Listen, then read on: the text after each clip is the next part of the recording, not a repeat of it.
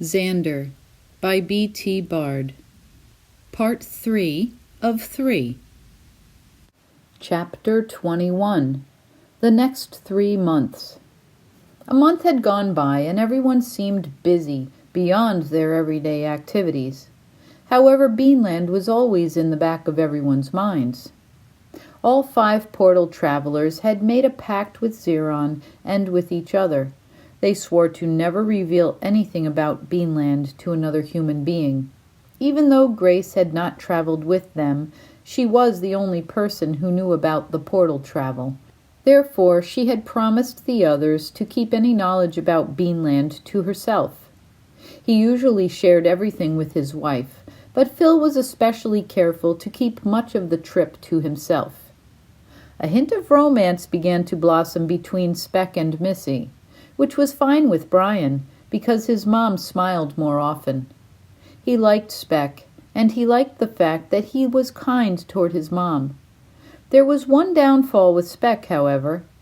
He perseverated about Beanland, always wondering about the various species, the landforms, and the use of mechanics by the cause.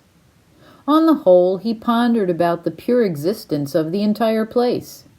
It was hard not to wonder, especially for a man of science. Even though Speck knew that the cause told him that the portal would be closed, it was known among the group that he had attempted to transport back to Beanland using a trampoline he had set up in his cousin's backyard. After many failed attempts, he spoke with Missy one evening about the fair. He knew that the psychic had started the whole thing by giving the riddles to Zander. So Speck decided to go on a quest to seek her out. He wanted to know what else Madame Lightly might know about. He was secretly most interested in finding out how he could get back to Beanland.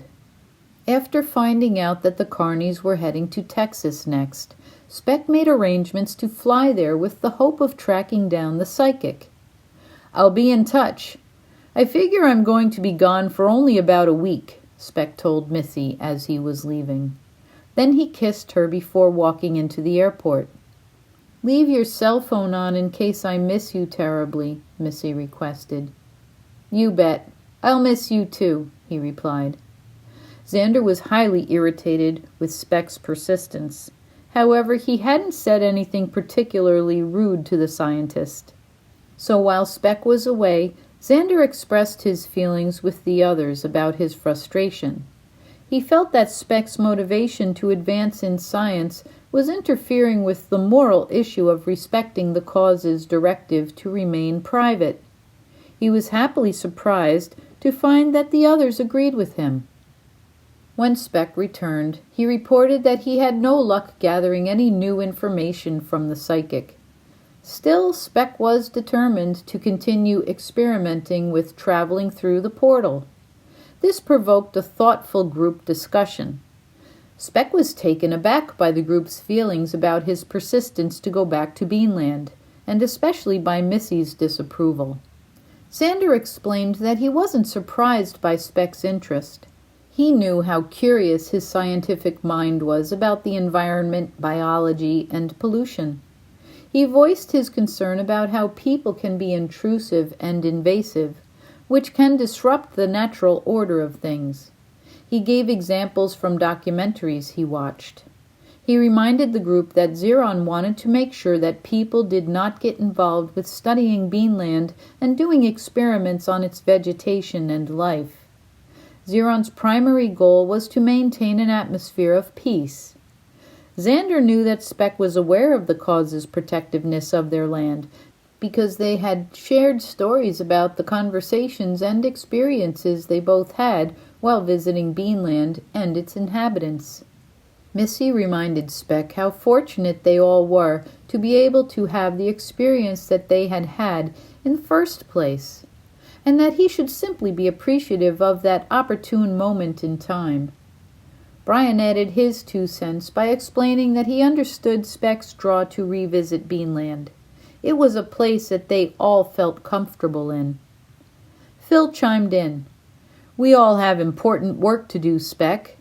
Work we have to do here, for our world. I feel that fate brought us to this point in order to learn from our experiences, so we can share what we know. Missy agreed and expressed, "Let's look forward toward making changes." He took all of their opinions in, and he talked about his thoughts. After an hour-long discussion, Speck was convinced. He wholeheartedly agreed with his friends, and he apologized for being self-absorbed. Additionally, he promised that he would no longer make any attempts to go against the group's decision. He would honor the cause and their land, and he would not try to go back to Beanland. Instead, he would put all his focus on using science to improve life on Earth. They were all happy with Speck. Hugs went around. Zander was so relieved to know that Beanland and its inhabitants would remain protected from outside disturbances. He knew his friends there would have peace. Speck shared that he made the most of his trip to Texas.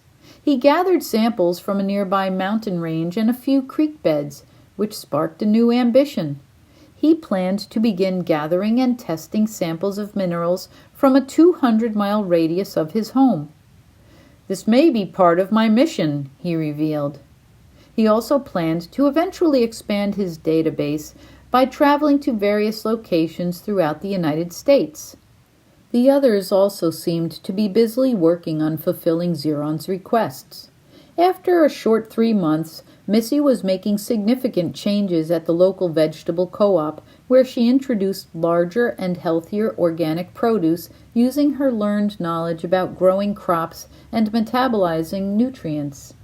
Her new planting methods proved to be causing quite a stir at the co-op, so she had provided a mini-seminar there to teach others about it. She also contacted an agriculture company to discuss how they could experiment with developing enhanced vegetables to be grown on a massive scale. Missy expressed an interest in starting a mobile organic share organization that allowed people in need to have healthy fruits and vegetables. As for Brian, his caring nature was able to create a pet placement service. Similar to pet sitting, this program enables a busy family to drop off their pet to an elderly person, so both can have company for the day. He also expressed an interest in sharing his love of animals with others by visiting schools and assisted living housing, by educating people on basic care and animal needs. Phil was looking into what it would take to patent a personal water purifier. He and Speck were experimenting with a variety of minerals. He was also collaborating with Speck, encouraging new natural energy distribution. Phil could see the operational end, while Speck worked on developing the means.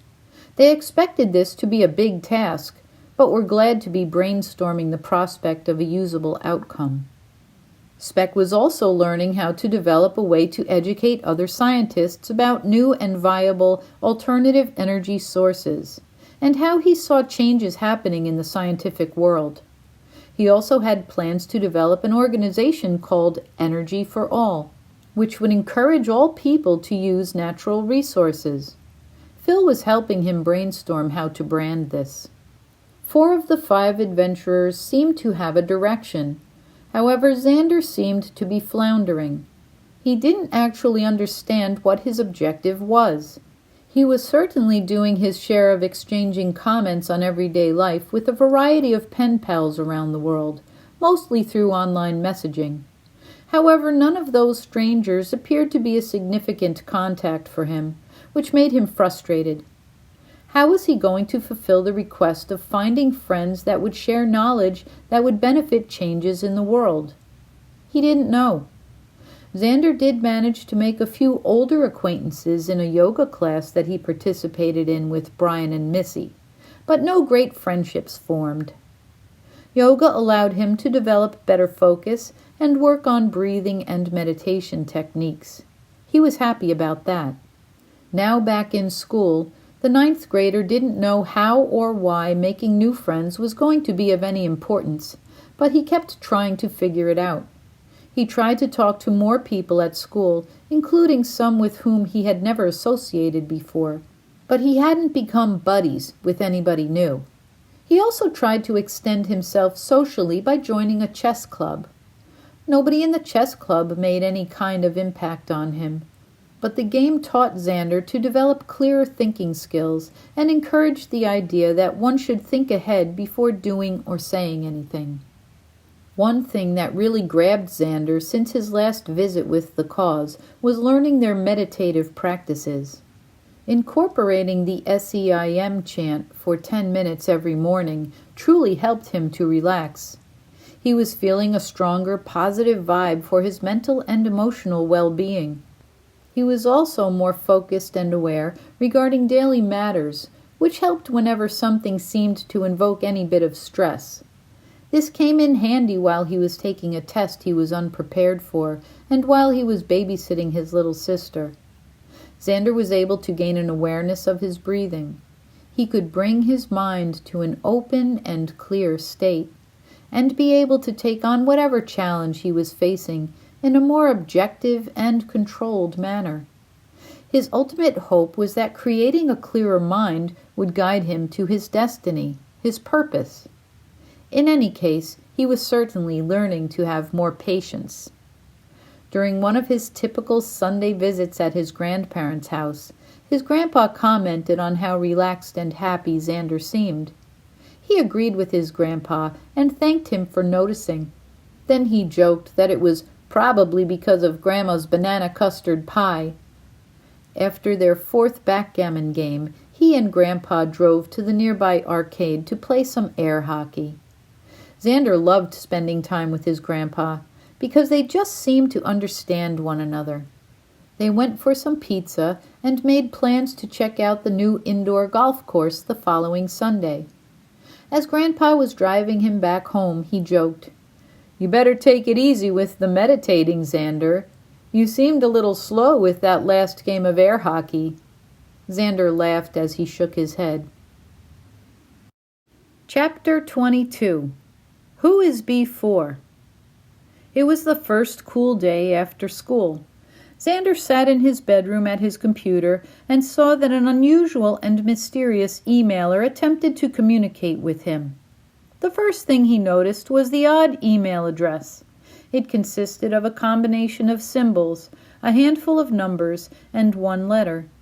He also detected that the unknown addressee used a domain that was foreign to him. Reluctantly, Zander clicked on the message, then read the following. "Hello, my name is B4. You don't know me yet because my family is very cautious. My elders are very fearful about whether we can trust you to be kind to us and respect us the way we deserve. You see, I don't look like you. Because I look so different, my family is afraid that you might tease me and hurt my feelings. That is why we don't live nearby. My elders always say, 'Safety first.'" Zander stopped reading, shook his head, and sat back in his chair. "What the heck?" he mumbled aloud. Then he continued reading. "There have been times when my elders tried to live next to your elders, but it didn't work out because your elders were jealous of my elders. You see, they can do a lot of things that your elders can't do. For instance, they are able to speak without using their mouths. They are able to float over hot or wet areas to get to the other side, and they are able to make special tools that change things. I understand that those abilities look like something that you call magic, but for my elders, this is normal. We also do some things the same and some things differently. Are you surprised? I am. I always thought that all of you could do, feel, and act the same way that we do. I am sad to say that many of you do not. I am also happy to say that I have learned that many of you do." Us, them. Who is this character? Wondered Zander. These are some of the similarities between you and me. We both live on the planet Earth. We both need water to live. We both can love. We both appreciate nature. We both find animals interesting. We both want to be happy. We both want to learn.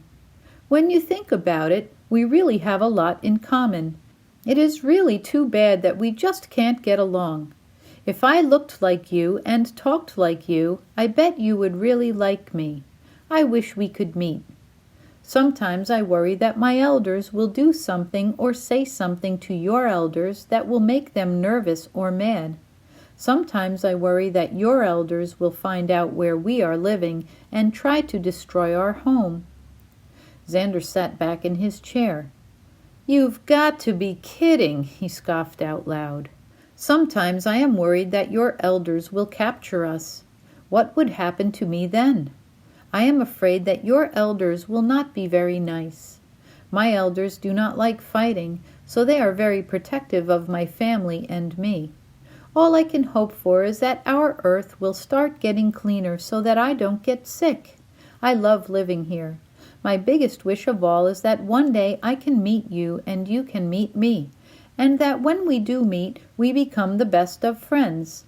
I'm sure you might find it hard to believe, but a very long time ago, my elders lived on Earth during the same time the dinosaurs were alive. I bet you would love to hear some of the stories that my elders have spoken about. You would probably be surprised by all the different places that my elders have traveled to. They are just fascinating. Each one is an adventure. Well, it is time for me to change the air filter. I hope you write back to me. I will try to write to you again soon. I am not really supposed to because my elders are concerned that you might learn about our differences and make me feel badly about it. It is a chance that I am willing to take. Somehow I feel this is my destiny. I am pretty tough for a young'un. Bye for now, friend." "Who on earth? What the?" questioned Zander. He sat back in his reclining computer chair and exhaled. He began swiveling left to right, periodically shaking his head in disbelief about the peculiar message. He gazed at his Millennium Falcon model hanging from his popcorn-painted ceiling, then shifted his fixation to his poster of the solar system. Meanwhile, the aroma of meatballs and garlic bread filled the house. Zander wasn't quite sure how to take the unusual email. Its validity was questionable. Who is this strange character? How does he know me? Zander stared at his digital clock while purposefully connecting to his own breath for an entire minute. Then he got down on his plush navy blue throw rug and laid on his back. He stared at his screensaver as it created blobs of bubbles moving around, connecting, changing shapes, and disconnecting into smaller bubbles that bounced around on the display monitor. He chilled there for almost 5 minutes, trying not to overthink the email, until he was called down for supper. During dinner with his family, he was noticeably distracted. His mind was trying to sort out the email and its sender. How did B4 get my email address? Why did he, or she, write to me? Floating. Telepathy. So weird. Zander rested his head on his fist while he sat back in his chair. Then he stretched his hands behind his head. And then he sighed as he leaned on the arm of his chair. He ate sporadically while he fidgeted around. Cindy made his absent-mindedness known to their parents when she asked Zander if she could use his new cell phone. He answered her with a simple head nod and an affirming, "Mm-hmm." This completely unexpected reply made his parents look at one another. His father immediately chimed in. "Zander, Cindy is only 7. We really don't want her to be using your phone." This comment jarred Zander out of his daydream. "What? No, she can't," he stammered. Cindy giggled and said in a sing-songy way, "You said I could." "No, Cindy," Zander repeated. "Where were you, Zander?" his mom asked. "Just thinking," he answered. He took a couple last quick bites, brought his plate to the kitchen counter, then went upstairs to take a shower. Before he went to bed, Zander read the message from B4 a couple more times. Feeling confused, curious, and speculative, he saved it. What kind of name is B4? What's a young'un? Magic tools. Come on, he thought to himself. After thinking about the unusual email for a while, he scoffed out loud. Then he mocked B4's email. "I'm so glad that we both live on Earth. With our elders. Oh, brother." Nice joke. Would Brian do this? No. I bet it was that nerd face Oliver. Ew, maybe it was Malia. Well, the joke's on you, whoever, because I'm not going to fall for it.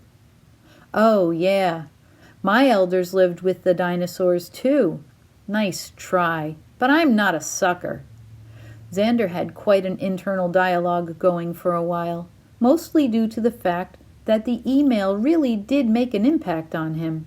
He couldn't dismiss the email entirely, especially since he had a new knowledge of other beings and realms.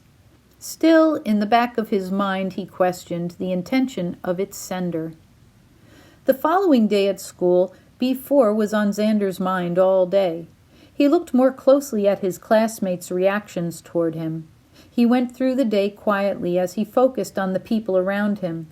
Maybe he would see a sign that someone knew about the email. He figured someone might be looking at him differently, perhaps wondering if he read their email. He even asked Brian if he emailed him lately, which Brian denied. For the most part, Zander was suspicious of everyone. However, he heard nobody snicker, not an odd glance. Nobody was pointing a finger at him.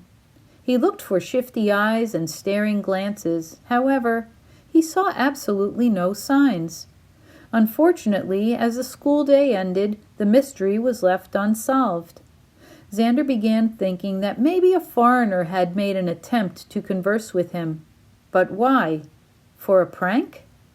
When he got home, he tossed his backpack beside his dresser and read the email again as if it was real and truthful. Whoa! He felt a rush of adrenaline. That's freaky. Instinctively, he realized that the world is more unusual than he thought, and Beanland was a perfect example.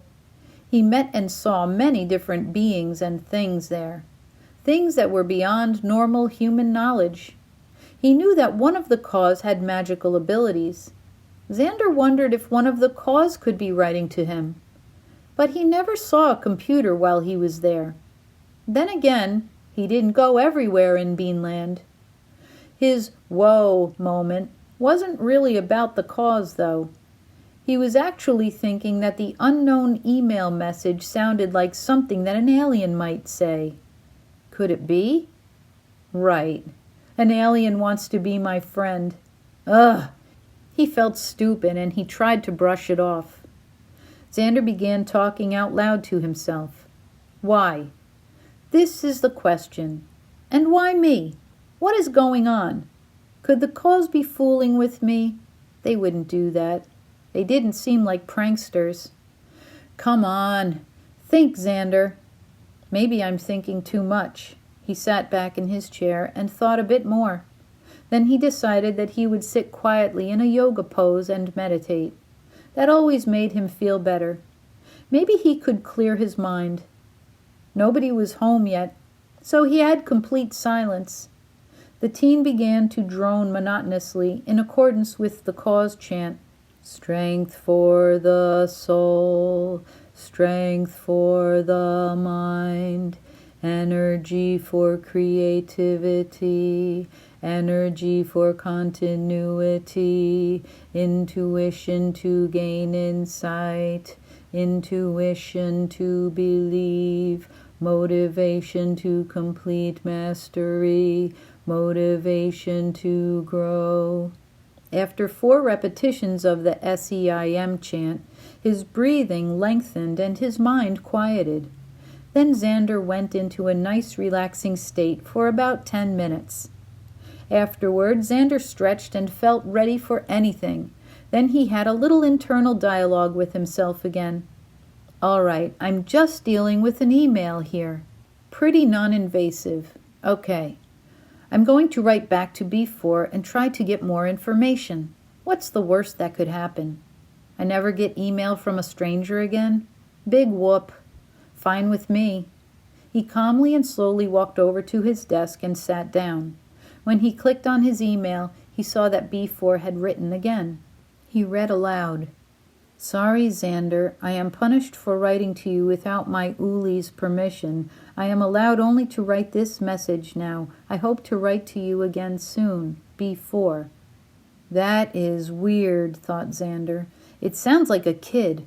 Why would anyone be in trouble for writing to me? He sat and looked puzzled. Who the heck is this? This could be some wacko for all I know. Ugh! And they know my name? This is so not cool. I've got to write something back. I have to find out something. Now I don't even know if I'm going to get any answers, because his Uli didn't give permission. What's an Uli, anyway? Zander scoffed to himself, then said aloud, Oh, man! Okay, what am I going to write? He shook his head with frustration. Zander sent the following email message. Before, do I know you? What is your real name? You know I have better things to do than to be the brunt of someone's joke. If this is the case, I would really appreciate it if you would stop emailing me. How did you get my email address anyway? Over the next couple of days, Zander waited. He didn't send a follow-up email and didn't receive a response. He wondered whether his reply was too abrupt. Zander must have checked his email 12 times. He was intrigued about who this B4 character was. Most of all, he wondered if B4 would ever write to him again. On Friday, when Zander got home from school, he checked his email right away. Finally, B4 had written back. Hello, Zander. Thank you for responding. Did you get both of my messages? Could you please let me know? After reading over my first correspondence, I realized that I may have given you too much information at once. I have written to you because I am the one who was chosen to intercommunicate with you. I assure you that I have only good intentions. Signing out, friend, B4. Zander thought to himself, Friend? Oh, brother. Zander was disappointed about not getting any of his questions answered. Intercommunicate? That's gotta mean emailing. This is so weird. Zander was so interested in finding out who the mysterious email sender was that he couldn't help thinking about replying to B4. However, at that moment, he felt the need for a snack. So he put his computer in sleep mode, greeted his mom with a, Hey, grabbed some sugar cookies, then headed back upstairs. As Zander sat at his computer, he decided to do some research on this B4. I should have searched for clues sooner. He typed B4 in the search box. What the heck could B4 mean? He questioned in his mind. Zander quietly mumbled the results of his search out loud. Great. Coordinate B4 is in the battleship game. I don't think so. What's that? A part for... No, I don't need part B4 to assemble the door of a cabinet. I got nothing. So, that was a dead end. Zander took a deep breath and blew it out the corner of his mouth. What a waste, he thought as he shook his head, took another breath, and exhaled loudly. The cookies made Zander thirsty. As he headed back to the kitchen for something to drink, the telephone rang. His mom picked up, and he heard her loudly exclaim, Oh, no! What happened, Mom? She sniffled. When? Zander just knew somehow. His stomach sank. His grandfather had died. His mom explained that it had something to do with his heart, but knowing how didn't really matter to Zander. The fact that he would no longer be able to spend time with his grandpa was his biggest grief. He also worried about how his grandmother must be feeling. She had been married to him for 42 years. As he and his mom hugged, tears welled up in his eyes. He wiped them, then told her that he was going to sit alone in the treehouse for a little while. Grace asked her son not to tell Cindy about Grandpa's passing. She wanted to be the one to tell her when she got home from school. Of course, Everyone went to sleep that night with an empty space in their hearts. Chapter 23. Playing Detective. Zander woke up the next morning in a bit of shock about his grandfather's passing. He laid still and shed some silent tears. While he reminisced about the good times, he knew how much he would miss his buddy. It was Saturday, so Zander was relieved that he didn't have to go to school. He knew he was going to have little ambition to do much of anything. Since everyone was still asleep and the house was quiet, he tried to meditate for a little bit. As he became very relaxed, Ziron's request came to mind, and his thoughts began churning about B4. Maybe this is the friend I'm supposed to make, he said to himself. His curiosity began taking over. He was going to try to figure out the big mystery. The main questions he kept asking himself were, why am I getting these emails? And who is writing them? He wrote ideas and questions in a notebook, trying to clear some mind space. Zander grabbed a cereal bar from the kitchen and then checked his computer for new emails. He was shocked when he saw 20 emails from B4. What the? He whispered to himself. He opened the first one and saw a message in huge type. Hello. Then he opened the second email. It is me, B4, he read. Each subsequent email was only one statement long. The next read, Is anything wrong? Followed by, Why have you not written back? Then, Are you there, Zander? They continued, Uli gave me permission to write you. Please reply soon. I was told that you were the one to correspond with. Do you have any questions for me? Zander spoke under his breath with a frustrated, Yes. He read the rest of the emails. The 19th email read, You might think of me as an alien, but I am not. The last read, Hoping to be your friend, B4. Zander sat back in his chair. I'm glad you're not an alien. What the heck, he said as he looked up at his wall in a state of bewilderment. Then he scoffed. This must be a joke. I feel like a complete idiot. I'm going to email back and see if I can get some answers. He asked a couple of questions and pushed the send button. His interest in B4 was certainly keeping his mind occupied, which helped distract him from missing his grandpa. In his email, Zander asked, Why are you writing to me? What is your real name? He was shocked to get a reply back right away. He didn't know that B4 was online. B4. I am writing to you because I was told that you are a good person, one who will be listened to. My life purpose is to make a worldview change through a human. You are to be that human. My real name is B4. All of my kind have letter and number names, unlike your kind, which use only letters. Z. If I am a human, what are you? B4.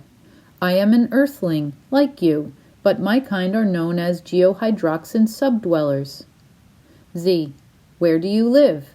B4. Sorry, I am not allowed to tell you exactly where I live. It could be dangerous. Z. Dangerous for who? How many of you are there? B4. I can't tell you about my home or others with me. That doesn't matter. By dangerous, I meant for you and for me, for earthlings and for subdwellers. We shouldn't know too much about each other. Safety first. Z. Why? B4. Because the older beings have a different way of looking at things. They know more, which sometimes makes them more reactionary. Z. I guess that makes sense. You mean like a war could happen or something? B4. Exactly. Another problem could be conditions related to feeling psychological threats.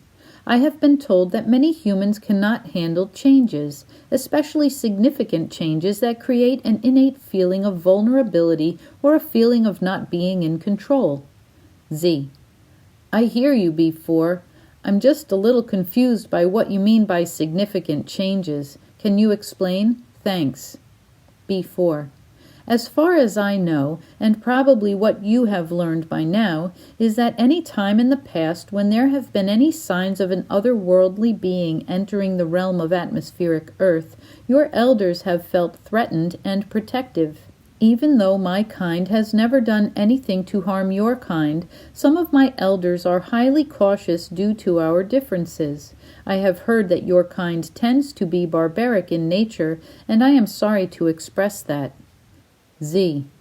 I understand what you're saying. I'm sorry if my elders have treated your kind with harm or bad manners in the past. Maybe they will be more cooperative and not so overreactive as time goes by. Zander wondered, Am I nuts? What am I doing? Due to his feelings about his grandpa's death, Zander's stomach felt like it had a hole in it, and his heart felt like it was broken.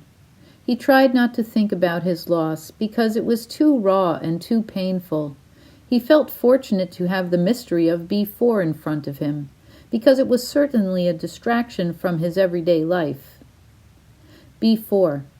Thank you, Zander. That would be nice. Z. How do you know my name? B4. A friend of yours told my elder about you. Z. Do I know this friend? B4. Yes. Z. How? B4. I'm not sure I should tell you yet. I will ask when I can tell you, okay? Z. I guess that's okay. I'm just a little blown away by the reality that I could be talking to an alien. B4. I wish that you do not refer to me as an alien. I might look different, but I am still an earth being like you. Z. All right, B4. I'm sorry if I offended you. Who the heck is this? B4. Apology accepted. I have some things to do now. Can we have another correspondence later at your 4 o'clock time? Z. Okay, great. B4. Good. Goodbye for now. Z. Bye. Whoa, that was unbelievable. Incredible. Inconceivable. Unimaginable. What on earth is going on around here? I must be flipped. Zander got up from his chair and began pacing around his room while periodically shaking his head in bewilderment. He was puzzled by the strange connection and empathy he immediately felt toward B4. Had he predicted this pen pal at one time? Was it déjà vu? Was it a dream? He didn't know it yet, but that was the first of many chats Zander would have with his newfound acquaintance. His mind was circling. Now what am I supposed to do? Who is this someone or something? I'm nobody special, so why me, he wondered. Where does B4 live? Wait. Am I completely nuts or stupid? These messages must be some kind of joke on me, or maybe a nasty prank to make me feel ridiculous. What am I supposed to do now? After a moment of reflection, Zander took out his notepad and wrote more questions that he wanted answered from B4. This is what he wrote. Cues for B4. 1. Where do you live? 2. What school do you go to? 3. What does B4 mean? 4. What do you know about me? 5. If we are going to keep emailing, I need you to tell me the name of the friend who told you about me. He went back to his computer and looked at the return email address again. He tried to make sense of the strange dots and symbols. Zander was itching to tell someone about all of this. However, his conscience felt heavy. Was this part of Zeron's request?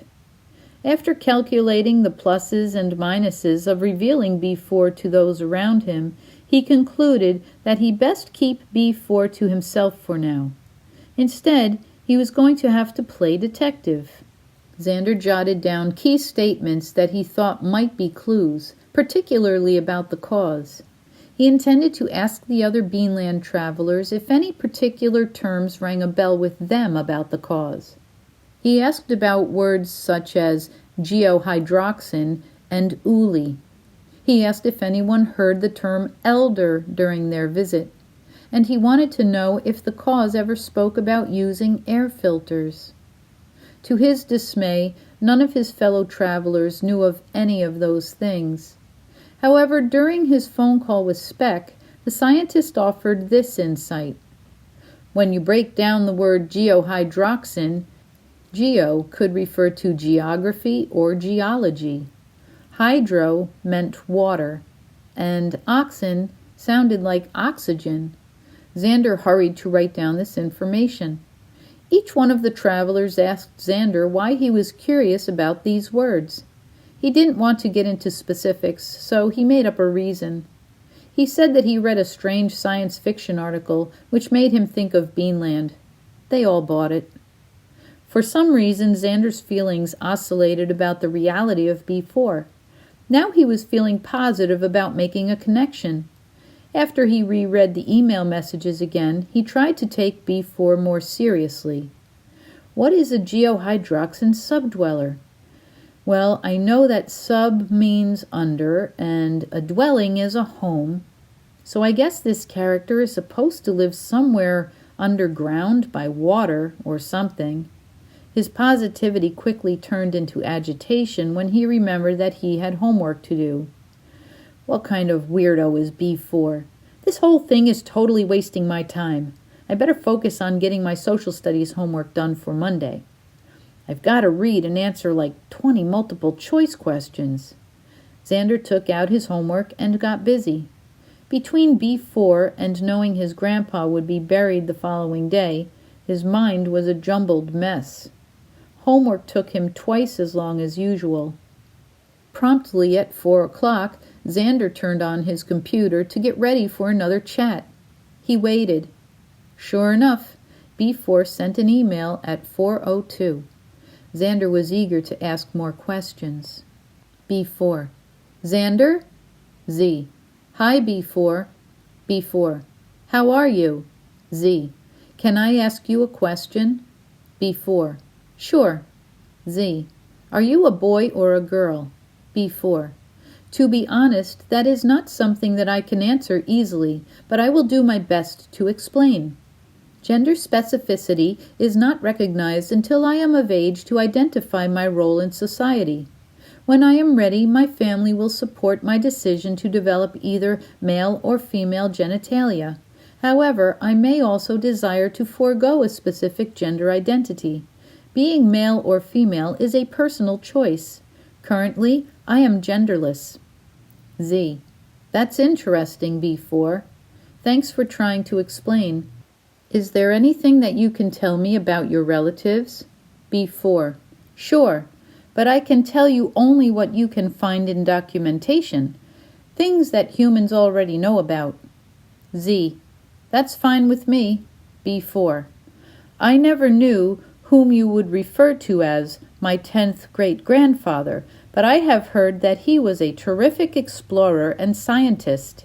He was very good at communicating with a variety of species, which was the main reason he was chosen to lead a particular excursion to Egypt. I am told that he and 2 others put on a show to impress the people.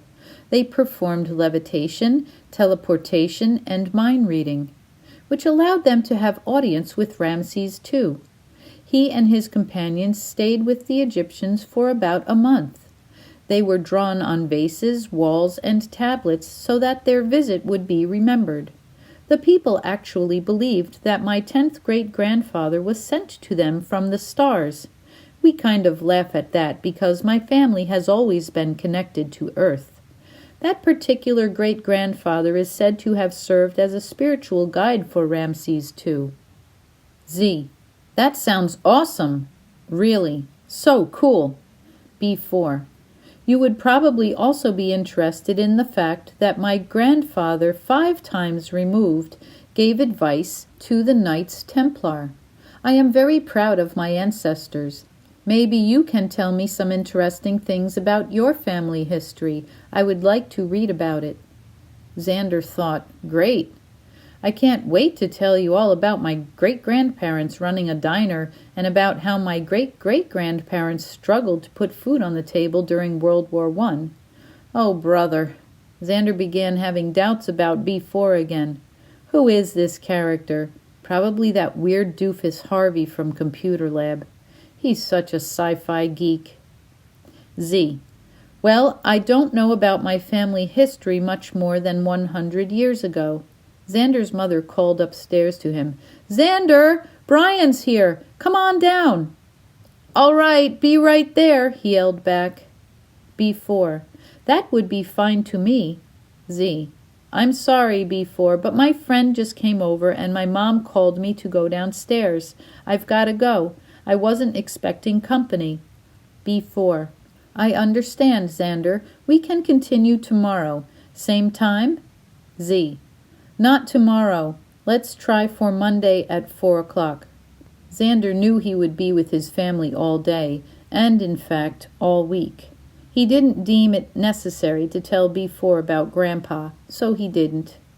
B4. Yes. Z. Yes. Thanks, B4. Bye. B4. Goodbye, friend. Zander and B4 had chatted only for about 10 minutes before Brian had walked over.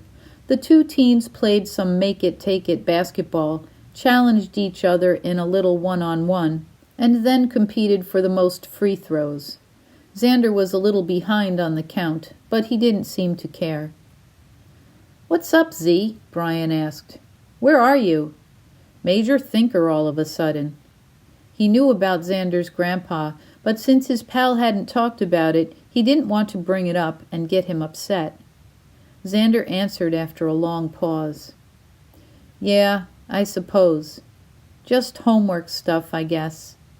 A few minutes later, Zander decided to open up to Brian and share the fact that his grandpa passed away the day before. Brian tried to console him by giving him a hug. Zander said he appreciated his condolences but didn't want to think about it at the moment. Brian tried his best to act like he normally does by playing a competitive game of basketball. As Brian sunk his 10th basket, he exclaimed, Bam! I finally got you for a change! Yes! The boys high-fived and commented with, Good game. Good one, Bri. Thanks for playing, Zander said. You can keep shooting if you want. I think I'm going to get some homework done, bud. As he began walking away, he explained, Hey, I'm not sure what's going on around here, so I might not see you on the bus Monday. Brian answered hesitantly, Yeah, okay. Take it easy, Z. Call me later if you want. Brian was a little taken aback. He thought Zander would play longer, but he understood. Zander didn't really have homework to do. He just wanted to be alone. He chilled on his bed, listening to an old Pearl Jam CD for a while. Later he had a blasé dinner with his family, then he drew in his notebook for a little while. Some of his sketches represented the cause and the twirlybirds. He even drew a picture of the water wheels at the beginning of the cause crater. Zander was glad to have had the privilege of going to Beanland, and he was glad that he remembered it well enough to do some drawings. Lastly, he drew a picture of the earth, then he drifted off to sleep. It was Sunday morning, and everyone seemed quite somber. They were getting ready for Grandpa's funeral service. They had to pick up Grandma on the way, and Zander was feeling like he was out of his body. He just couldn't believe that life as he knew it was going to be different from now on. By the end of the day, he was surprised to be feeling a little better. Something that the clergyman said stayed with him. Zander felt a warmth when he thought about the fact that his grandpa would still be with him as a spirit from God. He thought how fortunate he was to have such a wonderful person looking out for him and being able to share everything he does, not physically, but spiritually. That comfort made him smile through his tears. On Monday morning, Zander awoke with a content look on his face. His first thoughts included remembering good times with his grandpa. He looked at some of his drawings from Saturday night. He felt a lightness as he imagined the possibility of sharing a glimpse of his personal sketches with his now spirit grandpa. Zander was allowed to stay home from school, so he decided to meditate for 10 minutes. He sat in a comfortable yoga position, then prayed that his grandfather had made a peaceful transition into the afterlife in order to be happy and content where he was.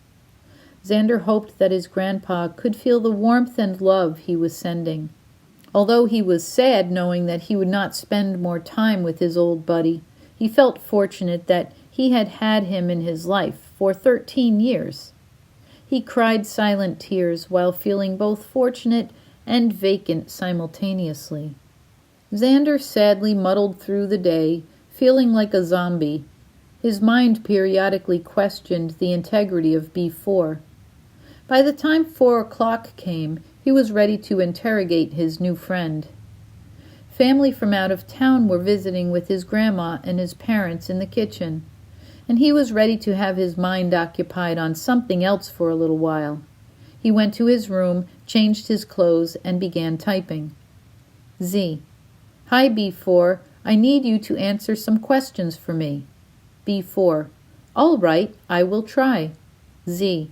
Why are you emailing me? B4. I have been told that you are open-minded, level-headed, caring, brave, and introspective. What I know is that you and I are supposed to transform the planet in a positive way. Do you not remember? Z. How are we supposed to do that? B4. I am not sure. We are supposed to figure it out. Z. Tell me what you can about your family and daily life, B4. B4. I have many family members. These are my chores.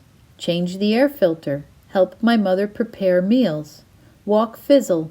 Assist my father with robotics. Work with my gentilikes at the mine after we go to what you call school. Zander wondered, is fizzle a pet? And what about the air filter? Let's see. Z. What is a gentilike? B4. Wait, please.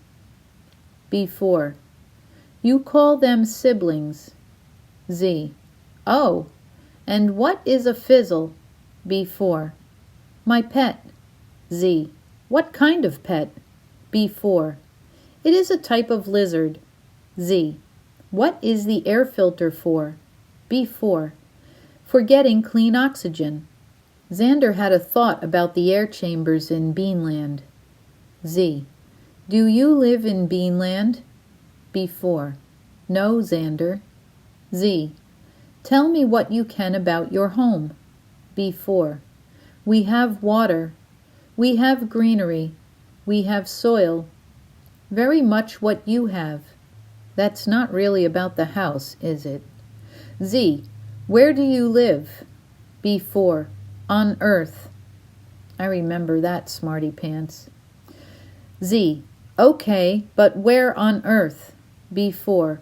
All I can tell you is that rocks and water surround my environment. Maybe I can figure it out by B4's physical traits. Wait a minute. Z. What do you look like? B4. I have skin like you. I have a mouth, a nose, ears, arms, legs, hands, and feet. Glad to know he's not a robot anyway. Or she. Z. All right. What do subdwellers do, like for work? B4. Subdwellers are mainly scientists. One main goal is helping the Earth survive and thrive. By doing this, we are helping others to maintain our brother planet to function to its fullest capability. What does brother planet mean? Z. Brother planet? You said you live on Earth. B4. I do, and I am sorry I cannot tell you more about that. Z. Wow, that sounds like a huge responsibility. B4. It is. Z. How do you work together to help the Earth? What do subdwellers believe in? Who is this? I still think someone is playing me, and I'm going to find out who. B4. That is a huge question. One major responsibility is to regulate the Earth's inner temperatures. Another important task is to maintain the movement of the Earth. We believe that community is the foundation of happiness and prosperity. Helping each other by offering each other's best talents and skills. sharing resources to live, respecting one another's needs. Working together improves our way of life in order to achieve peace and comfort not only for our own lives, but for the lives of future generations as well. I hope I answered your questions sufficiently. This doesn't sound like a kid talking. Maybe I'll just go with this for a while. Z. Does subdweller mean you live underground? B4. You are a smart human, Zander. As I told you before, we must be safe. I cannot discuss my location. Smart for a human? I don't get this. B4 is an earthling, but he or she is not human? Maybe this will give me a clue. Z. Please explain how you know me. His suspicions rose. Zander began feeling even more duped than before. B4. From the cause. Ziron and my elder chief had a meeting together and spoke about a prophecy that is supposed to involve you and me communicating for the good of our shared planet. What? The cause? Okay, game over.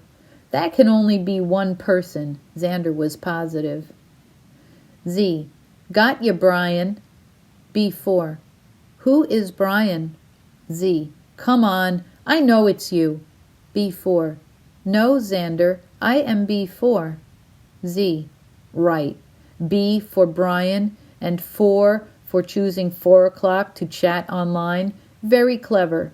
You almost had me going. B4. You sound confused. You do not remember me? Zander walked away from his computer for a moment. He picked up the phone and called Brian's house. He was very surprised to find out that Brian wasn't there. B4. Are we still corresponding? Missy told him that Brian had left about 5 minutes ago on his bike. He had wanted to ride around the lake. Zander was taken aback. He was sure that Brian was messing with him. The only other people who knew about Ziron were fairly serious adults. He knew they had better things to do than to prank him. He tested Missy anyway and asked, Are you a subdweller? What? Look, I'm busy, Zander. If you want Brian, go to the lake or call back later, she replied. Zander noticed that she sounded agitated, so he didn't press the question further. Okay, I will. Thank you. Holy cow, this is really happening. This is crazy, he mumbled out loud to himself. He took a couple of deep breaths. Zander stood there, feeling dumbfounded for a minute. It's not Brian. Oh my God, he whispered to himself. His mind wrapped around the reality of what could be happening. This could be real serious stuff. Maybe this isn't a joke. He returned to his computer desk and sat back down. B4. Are you still there, Zander? Z. Yeah, sorry, I think I've really got to get my homework done now. Can you be online at 6 o'clock tomorrow morning? B4. Okay. Z. One more thing, B4. He figured this would be his real testing question. Can you tell me how your elder knows Ziron? B4. From my understanding, subdwellers and cause have worked together for many generations. I can also tell you that I have learned that cause beings are supreme messengers. Z. Thank you. I'm glad you explained that. What the... B4 sent a final message for the night. Then Zander signed off and set his alarm clock for the following morning. Chapter 24. Getting Serious. His brain was on information overload. There was a lot more to take in than Zander had originally thought. Up until this point, he really thought that he was being played by someone online. Now it was time to take things seriously. He decided that he would not look at B4's emails as a joke anymore. He would take the emailer at face value. At 6 o'clock in the morning, Zander turned on his computer and began typing an email to B4. Z. So you were saying something about a prophecy. That seems like an enormous responsibility. What can I do? I'm just a kid. It didn't take long for Zander to receive a response from B4. B4. I know. We were chosen. My chief elder said we would figure it out on our own. Z. I don't know if I can deal with all of that. Are you sure I'm the right person? B4. Definitely. I know how you are feeling. I am feeling pressure too. Z. What do you know about the prophecy? What is expected from us? B4.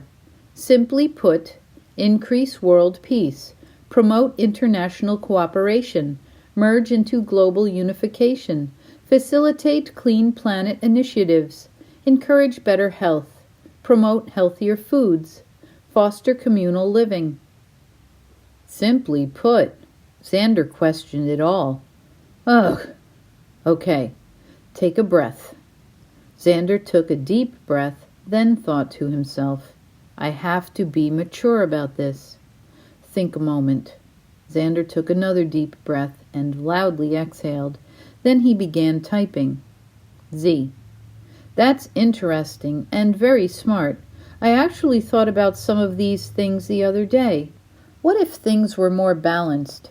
People all over the world live such different lives. Some have more things than they need, while others barely have anything. B4. I have noticed that about people. Z. Well, this is where my head was. If leaders around the world could decide how each of their countries could benefit the rest of the planet in the best way possible, what or how would they contribute? Maybe they could barter with one another. It seems to me that everyone would benefit. Everyone would get what they needed, not what they wanted, but what they really needed. B4. That sounds good, Zander. Can you explain more? Z. I'll be right back. Zander referred to his notebook, then wrote the following. In a simple way, I'm thinking that China can be the producer of plastic goods. Japan can manufacture automobiles. Venezuela can be the supplier of oil. Ireland can provide products made of wool. Hawaii can be the primary grower of fruits. Canada can provide most of the lumber.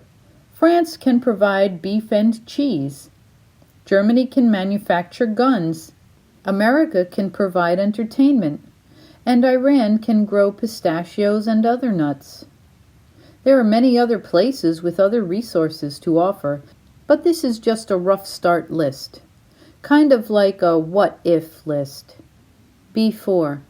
Very interesting. Please go on. Z. Then I envision people moving wherever they feel they could work best, and they would become an integral part of that employed commodity and community. As a human race, I feel we have greatly divided, separated, and categorized each other. Wouldn't it be best to see people on the other side of the planet as our neighbors, where we all work for the common good of helping each other, sharing our talents and resources, and keeping our planet healthy, clean, and operable for future generations? B4. Boy, Zander, you really have some phenomenal ideas. I like the sharing and the caring. How happy everyone could be. Where did you come up with all that, or was it someone else's idea? Z. I'm not sure, B4. It just sort of came to me one day, and I wrote some of my ideas down.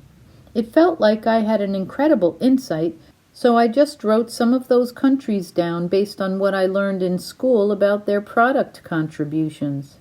I knew it was out there, but I didn't think it was phenomenal. Actually, I figure it's just my wishful thinking that we could all get along and cooperate. I know it could never become a reality. B4.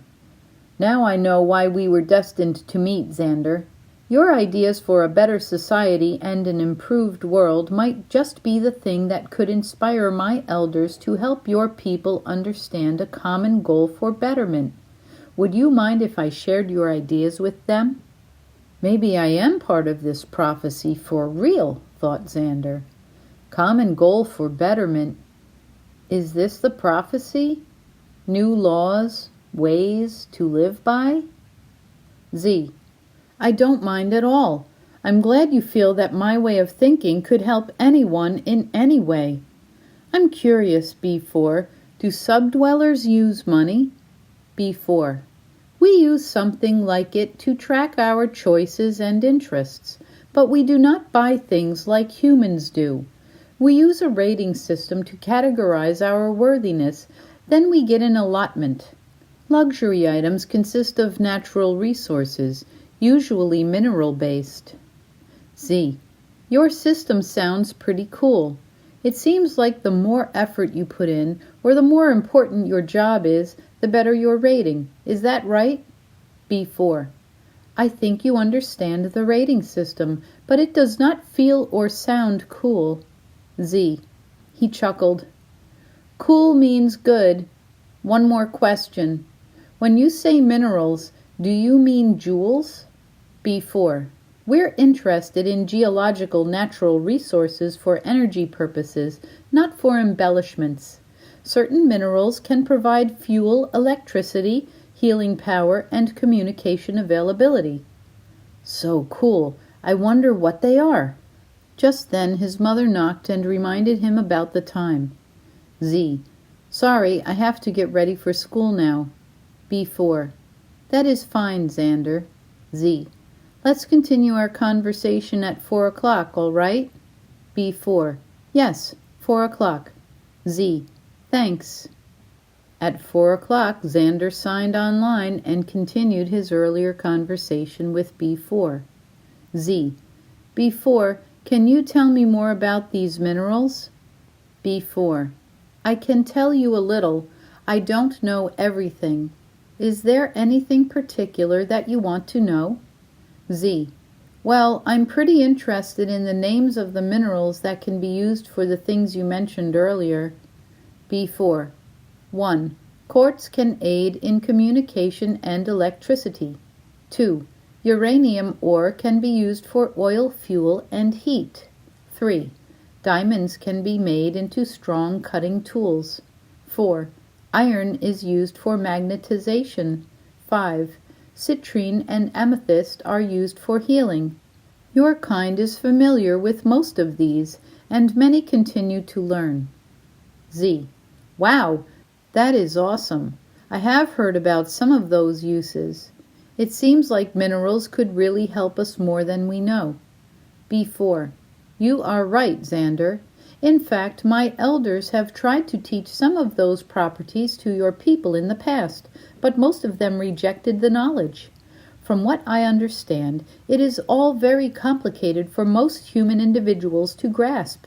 Harnessing the mineral's energy is one faction, while chemical transformations must occur for other minerals to work properly. Z. I have heard about a mineral called iridium, but have no idea what it is used for. Do you know? B4. Well, iridium is a geode that is not very well known, but I have heard of it also. It is still being studied. Others have spoken about its importance. However, I have not been privileged to know of its use yet. I do know that it is one of the rarest minerals on Earth, and that it can be used to make other metals stronger. Z. That's amazing. I was wondering about something else. Your elders, who are they and what do they do? B4. Without getting too particular, my elders form our chosen 8. They are our wisest subdwellers, some of which have moved here from our sister planet to provide otherworldly advice. We call these 8 our Wheel of Destiny, because they rely on each other to progress our society positively in a forward direction. Z. That is fascinating, B4. Where did they come from? What is your sister planet? B4. I think I have said too much already. Sorry, but I cannot answer that. Z. It sounds like some of your elders could be aliens, or maybe part alien. For 3 minutes, Zander anxiously waited for a response from B4. Then he continued writing. His next email was based on his presumption that some of B4's elders were extraterrestrials. Z. B4, are you there? I'm sorry if I offended you. If I am correct, then you shouldn't feel worried. I promise that you can trust me to be confidential. I will never say anything about you or your elders. I am the best person I know at keeping secrets, because when someone tells me something and asks me not to tell anyone about their personal problem or whatever, I never do. Besides, I am all for the idea of learning from smarter life forms like aliens from other planets. We could use some help. People can be very arrogant about what they think they know. I guess it's because we're the smartest species that we know of. We have only been able to compare ourselves to animals. B4. I am here, Zander. Oh, thank goodness, Zander thought to himself, relieved that he hadn't scared his new pen pal away. Z. Oh, good. I know that many humans fear aliens, invasions, and other unknowns. Maybe it's because of movies, or maybe because they're afraid of feeling a loss of control. Maybe they simply have a lack of understanding and don't want to feel lesser than. I tried to be positive and hopeful with the prospect that a smarter life form could exist, one that could help us improve our own existence with their wisdom. B4 did not confirm or deny Zander's presumption. B4. That does sound like wishful thinking. I hope that your positivity rubs off on others. That is a nice way to think, to hope, and to have faith. We could all use help to make things better. Z. The way I see it, change is good. The unknown should not be feared. It should be welcomed, like a new adventure. If we let our fears get the best of us, we freeze. If we let our dreams surround our minds, we can grow. Smiling is like breathing in love. Anxiety is suffocating. B4. So true. I wish we could meet, Zander. You seem like a very wise human. Zander thought to himself, he calls me a human as if he isn't. He said he lived on Earth. Z. Thanks, B4. I would like to meet you too. We just can't. At least we can email. B4. I do feel lucky about that. I need to go for today. Can we meet online again at our usual time tomorrow? Z. I'm going to my grandma's after school. How about 8 o'clock tomorrow night? B4. I'll find you then. Bye. Z. Bye for now. Zander sat back in a contemplative way. For about 10 minutes he reviewed their conversation in his mind. Although the earlier mention of a prophecy made him feel immense pressure, at that moment he felt relaxed, confident, and privileged. Zander knew he was developing a very important relationship that not only was beginning to change his ideas about people and the world, but also was making him feel more connected to the galaxy, to the universe. It was a strange new feeling, but one that gave him a sense of spiritual connectedness. During dinner, Zander appeared to be distant, daydreaming. His mother commented on his demeanor and questioned what had happened at school that day. His father raised his eyebrows and shrugged casually. He thought that Zander might still be in a state of grieving the loss of his grandfather. His sister suggested that perhaps he was in love with the new girl on his bus. Zander took a moment to reply, then in a calm, matter-of-fact way, he explained that he just felt peaceful and happy. His family hadn't heard him actually say such words before, but they were pleased to accept it. His mom simply said, "Okay." His parents looked happily at one another, then continued eating. Soon after Zander was finished with his dinner, Brian came over to play basketball. Brian noticed right away that his pal didn't seem very into their game. Even though Brian asked Zander if anything was going on with him, Zander said he was fine and just had a lot on his mind. Then Zander asked, "Do you know anything about minerals in the Earth's crust?" Brian shrugged and shook his head.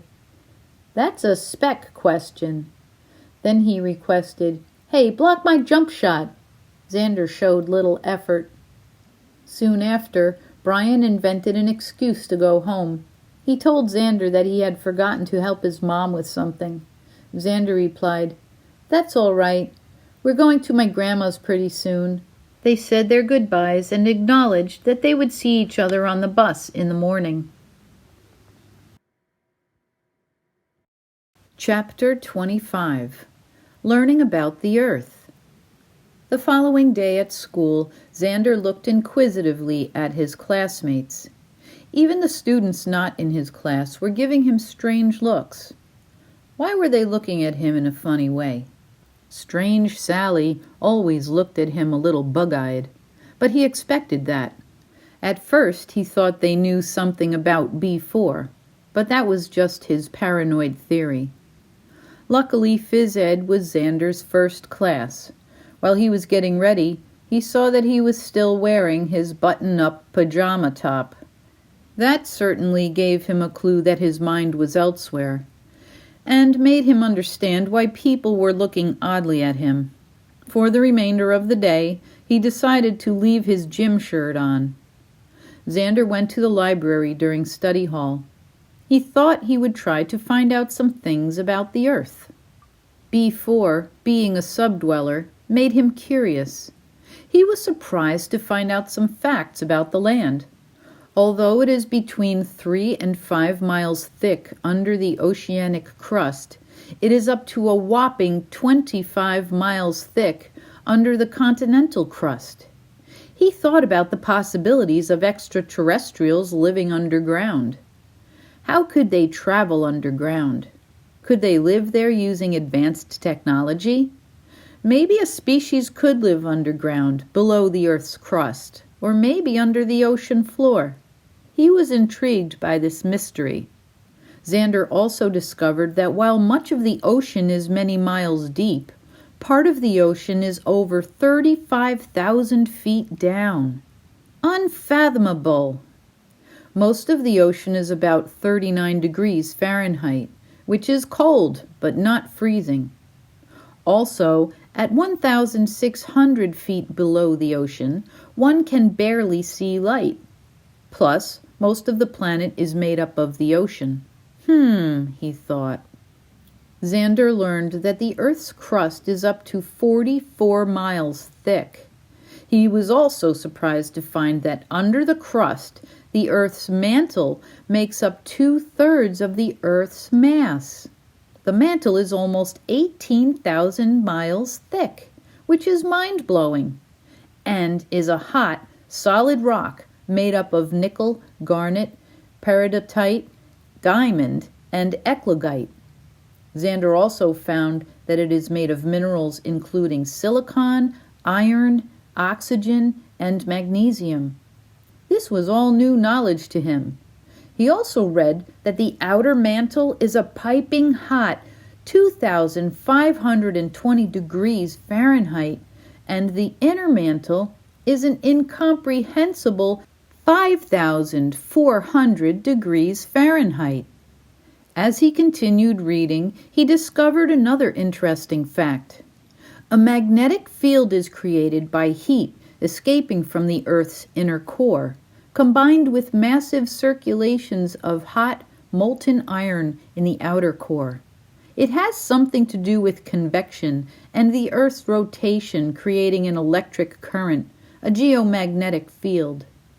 That information triggered an idea about lava and the cone shape of volcanoes, which made him think about the relevance of ancient Egyptian pyramids. Zander recalled a program he once saw about the association of pyramids with magnetic energy force fields. Scientists thought the structures may have had the ability to transmit energy, maybe even electricity. He had heard of the term electromagnetic before and figured this is what was happening. Zander was in such a daydream about the whole thing that the librarian had to relay to him that the bell had rung for the next period. He gathered his notes, thanked the librarian, and hurried to his next class. On the bus ride home, Brian asked if he wanted to ride bikes later. Zander said he would think about it and would give him a call after his homework.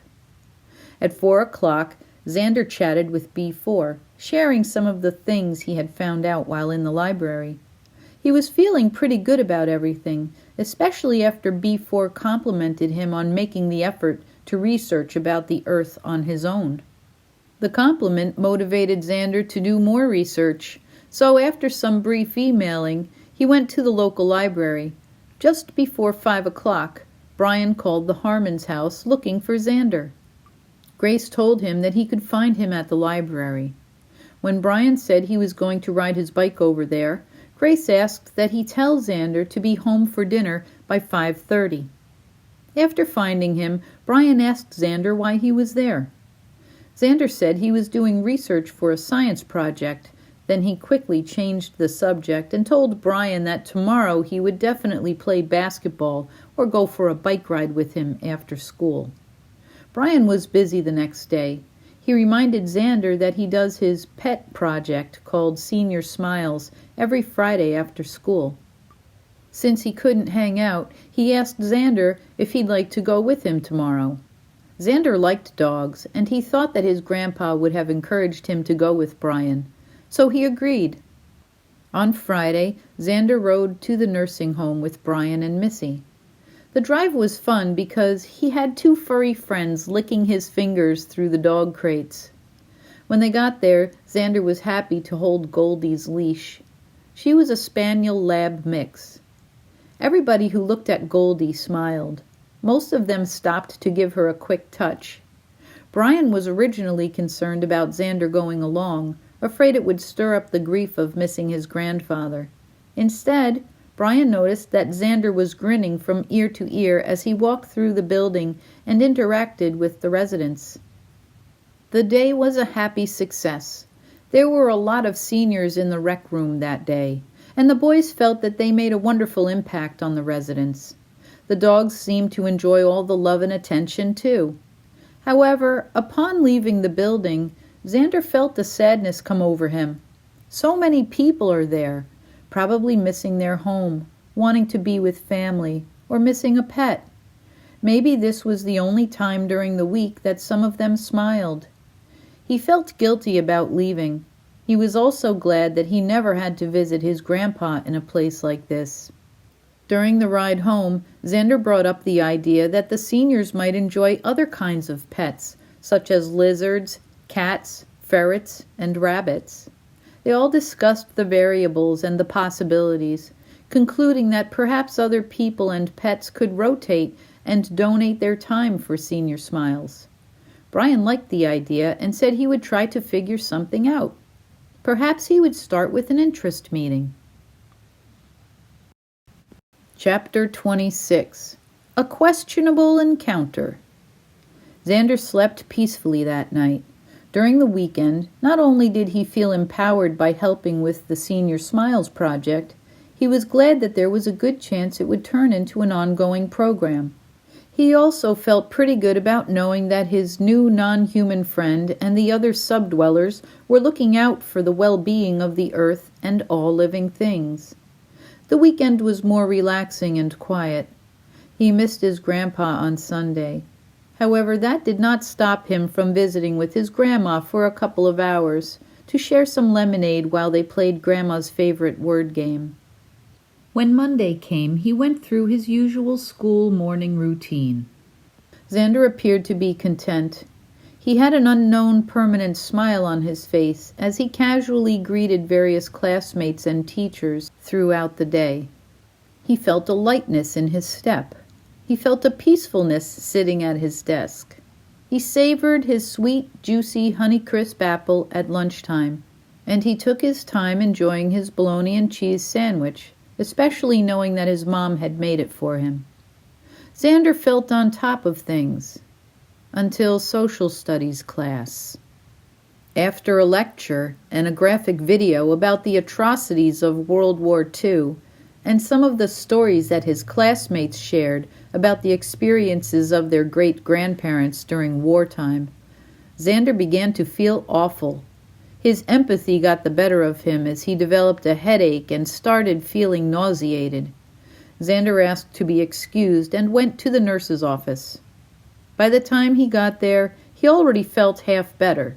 He sat in her office for a short time, nibbling on salty crackers and sipping water. A couple of times he began feeling better, until he thought about those World War II discussions. Then he would start to feel a lump in his throat and a pain in the middle of his forehead. It didn't take him long to figure out how those haunting images were affecting him in a negative physical way.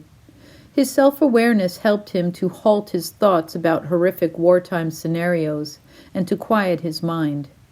He breathed through his reactions, then returned to social studies near the end of class. Later that day, Zander sat at his computer to message with B4, merely to let his friend know that he wanted to rest and would feel more up to chatting the next day. He turned on his computer, typed his message, pushed send, and then shut it down. Although he felt sort of rude, it was the best thing to do for himself. At dinner, Zander was curious to ask his parents about any involvement that his great-grandparents had during World War II, especially because he knew that one of his great-grandfathers was a Jewish immigrant. However, he wanted to keep his nausea at bay for the rest of the evening, so he decided to forget about it. His Chinese takeout dinner didn't help much. The tofu reminded him of soft tissue and brain. The brown lo mein resembled maggoty intestines. He usually enjoyed this meal, but not so much this night. His mind was playing cruel games. After Zander cleared his place, he went to his room to finish his homework. He propped up his pillows and plopped onto his bed. He was so tired that he fell asleep with his science book on his chest. Apparently, supernovas weren't as interesting as they sounded. It was the middle of the night when a flash of light startled Zander out of a sound sleep. He felt frozen as he stared at the foot of his bed. He saw a strange-looking being that seemed peaceful. He had the impression that it was wise and teacher-like. Zander sensed that the being was an extraterrestrial, and he was surprised that he didn't feel afraid.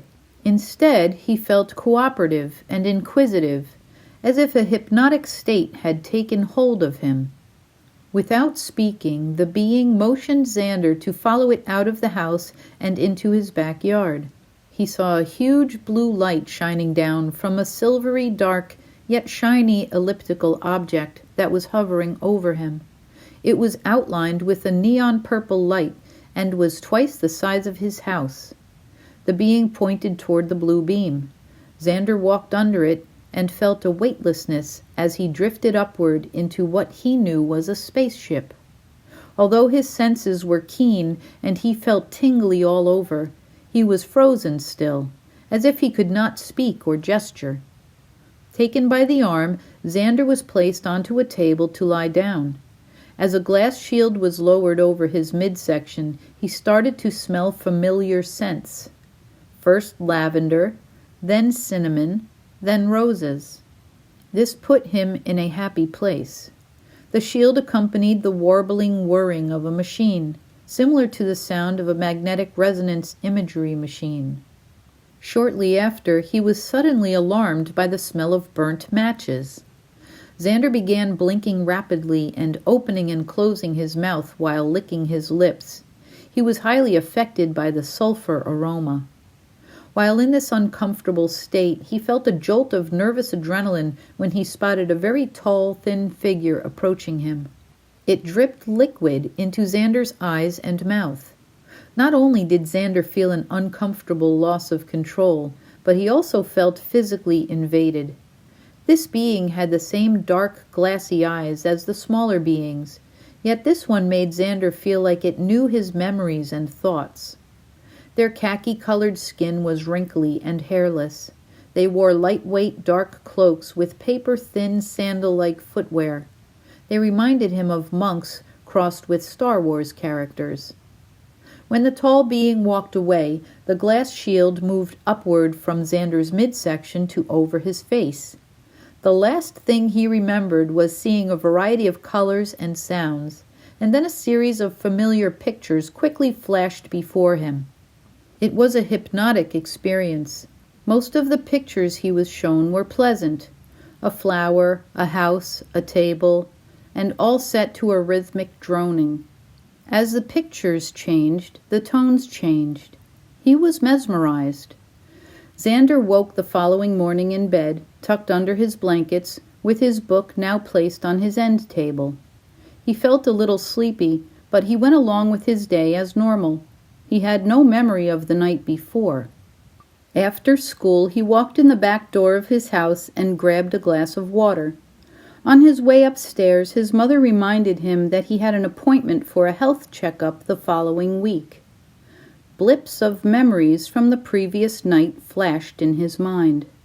His hands shook as he remembered the tall figure and some of the pictures he was shown. Zander was especially disturbed by some of the images he recalled. Some were of bats, tanks, chainsaws, and torture chambers. Others depicted destruction and illness. He tried to block it all out.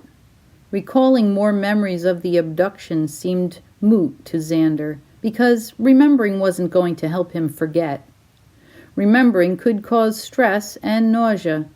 It seemed real, but he was fine. He tried telling himself that it was all a dream.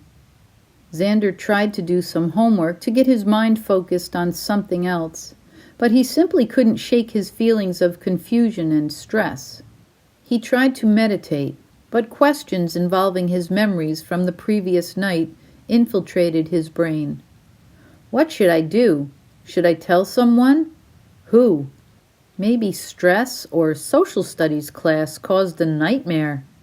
I should go somewhere or do something to get my mind off of this. What really happened? Maybe it's all in my mind. He took a long, deep breath. Gotta let it go. 4:00 came quickly that day, which was about the usual time to chat with B4. Zander felt somewhat reluctant. What would he type? Should he tell B4 what had happened? Was it all a dream? That's certainly what it felt like to Zander. Maybe he was making a mountain out of a molehill. A dream is only a dream. Dreams aren't real events. If his memories were from a dream, then he really shouldn't be freaking out. Sometimes we have dreams about our personal fears. Maybe that was the extent of it. To release a fear, he assumed. Even so, he found himself questioning his feelings about B4. Somewhere in his subconscious, he still felt that the evening encounter actually happened, because it felt so real. Zander began to surmise that he was part of some kind of game. Was he lured to get information? If so, information about what? His brain felt overloaded. He was playing head games with himself, until he became aware of it. Did B4 or some other subdweller abduct me? He wondered with dismay. Then Zander stopped and simply asked himself this question.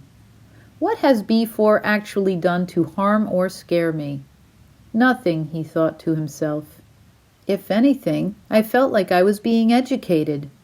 But man, I just can't get the feeling of that tall figure out of my head, and that feeling of being so vulnerable and used.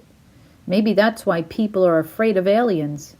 The whole thought of being taken, experimented on, and having no say in the matter. Now I can definitely see the downside of an extraterrestrial invasion. He sighed and sat with his thoughts for some time. Then he wondered if and how B4 might be able to help him. After a little while, that relentless question seeped into his mind again. On the other hand, is B4 for real?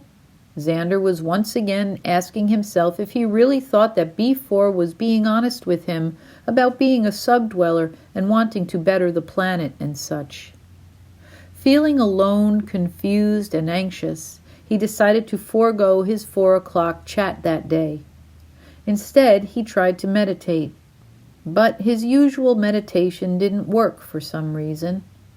He tried to recall his first experience, which he learned from his aunt.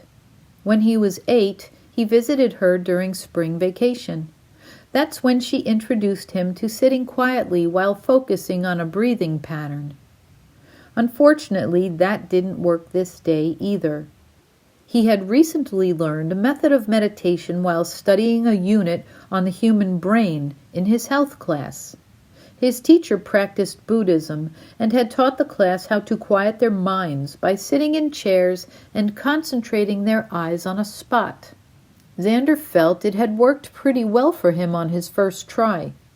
He had learned that it was a good method for calming and clearing the mind, and for being able to acquire better focus. He knew this to be true, so he decided to recollect his experience from class. Feeling a strong need to alleviate his stress by means of meditation, Zander was discouraged when this method didn't work for him either. How was he going to relax? He spent the entire next day irritable and moody. When he asked Brian if he wanted to get together after school and Brian refused, Zander felt a sense of discord in their friendship. Brian almost always wanted to do something. Since Brian wasn't ill, Zander was confused. What's up with him? Maybe I'm giving off a bad vibe, he thought. Later that evening, after some serious thinking and weighing all the options, Zander decided that he would try to chat with B4. However, he felt he would need to do so carefully and mindfully in order to maintain their friendship. He sat at his desk and took a deep breath. "Here goes," he quietly said. Z. "Hey, B4, are you there?" To his surprise, he got an immediate response. B4, "Yes, hello." Z. "I don't want to make you feel bad, but I have some serious concerns that I hope you can help me with." B4, "I will try to help. What are your concerns?" Z. "For starters, from what I have heard since I was little, many humans have major fears about aliens from outer space. Beyond sci-fi movies that have dramatized horror, there have been several thousand encounters that people have supposedly had. Some experiences involve seeing a UFO. Some include being abducted and even experimented on. Some people have even been marked or injured." B4, "I am aware of this, Zander, and I find it awful and disheartening. Why are you telling me this?" Z. "I have more questions." B4, "Okay, you have my attention." Z. "Before I continue, can you please explain what you know about this first?" B4, "There have been a few occasions that I am aware of where these same abductions have happened to my kind.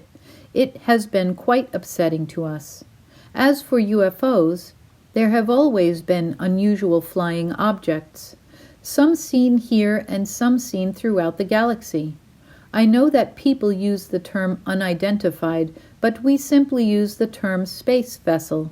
I am aware that some vehicle shapes and details look quite strange and are not identifiable. UFOs, as you put it, are quite common due to the vast universe we live in." Z. "Do you know who or what has abducted your kind?"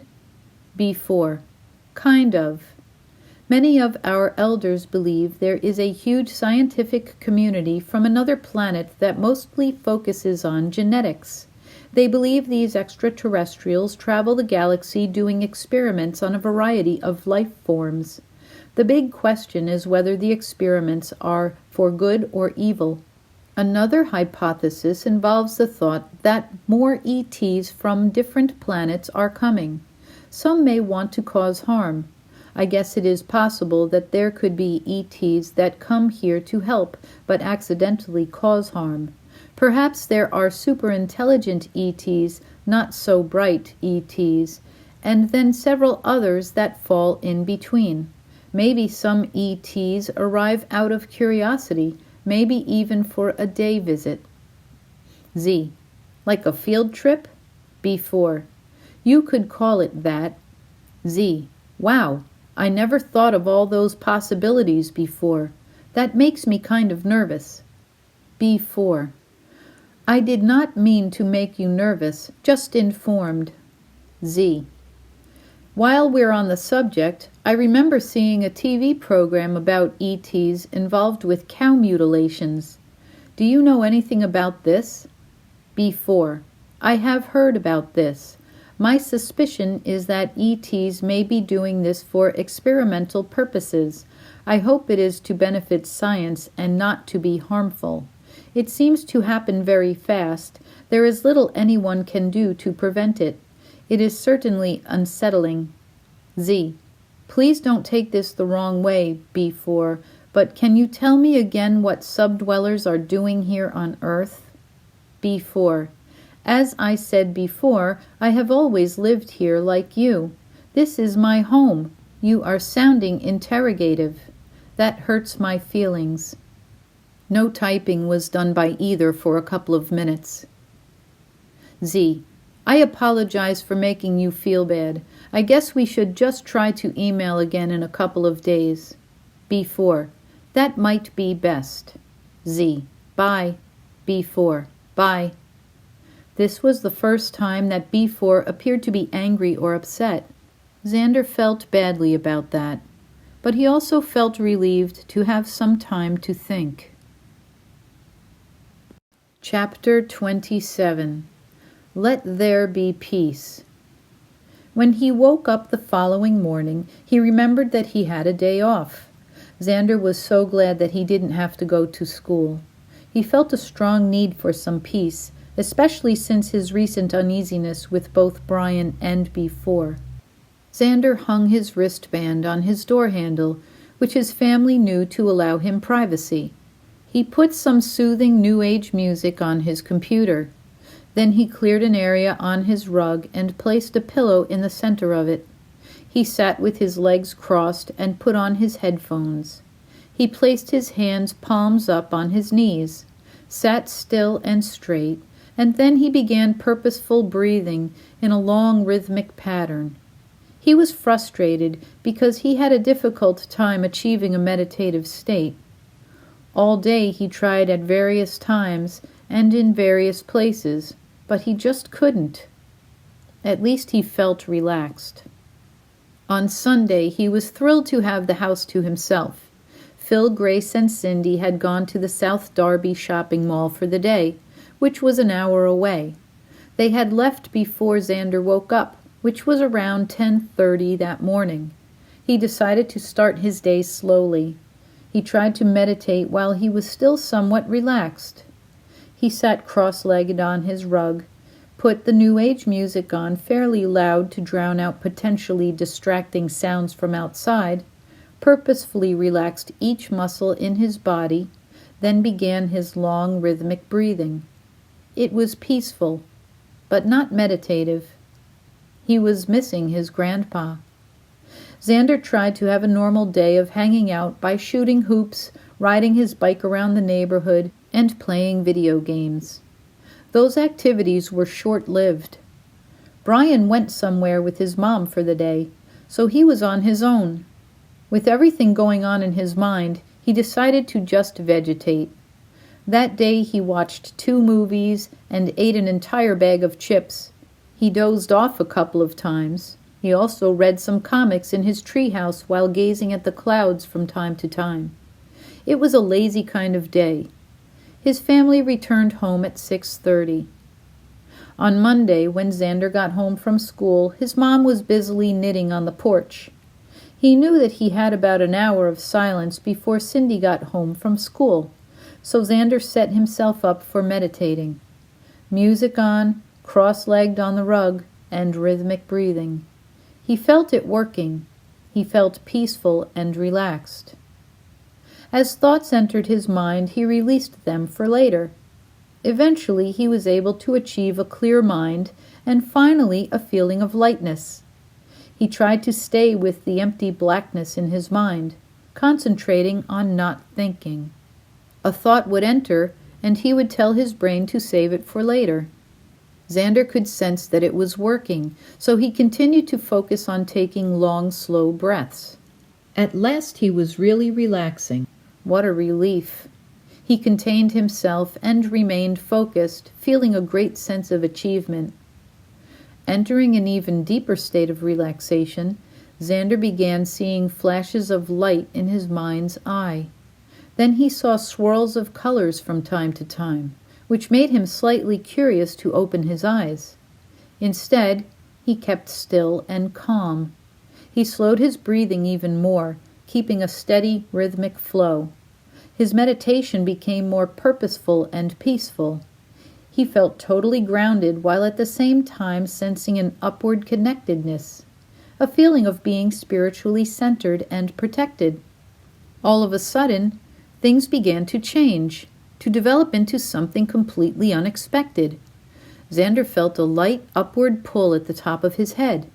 He wasn't sure if his body felt tingly or numb. At the same time, he was experiencing an energy keeping him grounded underneath, perhaps gravity. This energy between Zander and the floor appeared to grow stronger, and, with that, he felt as though he began to rise from the floor. Then he felt a more unusual sensation. It was as if he was enclosed within an egg, which was surrounded by a sphere. Beyond this, he felt that a pyramid housed this entire sensation. Then Zander felt as if a white light was seeping into his head, and rays of light energy were projecting out from his body. This sensation created a feeling of being outside himself, yet completely present, as if his body and soul were interacting with the heart of his being. At the height of his meditation, Zander felt a grounding vibration, a sense of spinning, and a sense of floating. His chi was aligned. His third eye could see. His spirit was moved. This new unknown experience was awesome and unexpected. This made his earthly self become somewhat reluctant about what he was feeling. A hint of fear entered his mindset, causing the entire sensation to quickly slow and alert him to his usual state of being.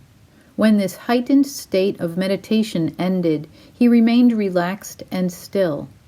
Although Zander was disappointed that his meditation experience had halted, primarily due to his own hesitations, he was exhilarated by the wonder of the overall experience. He deduced that it was not something that was possible for most humans to achieve.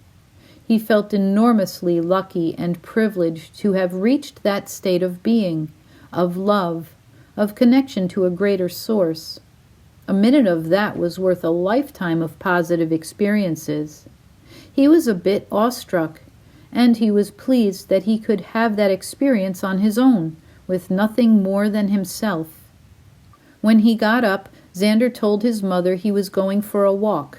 He walked slowly and methodically toward his school and then around the nature trail. He was out for about an hour. When he got back, he noticed that his dad wasn't home from work yet. Through the window, he could see his mother preparing dinner. Zander felt good, peaceful.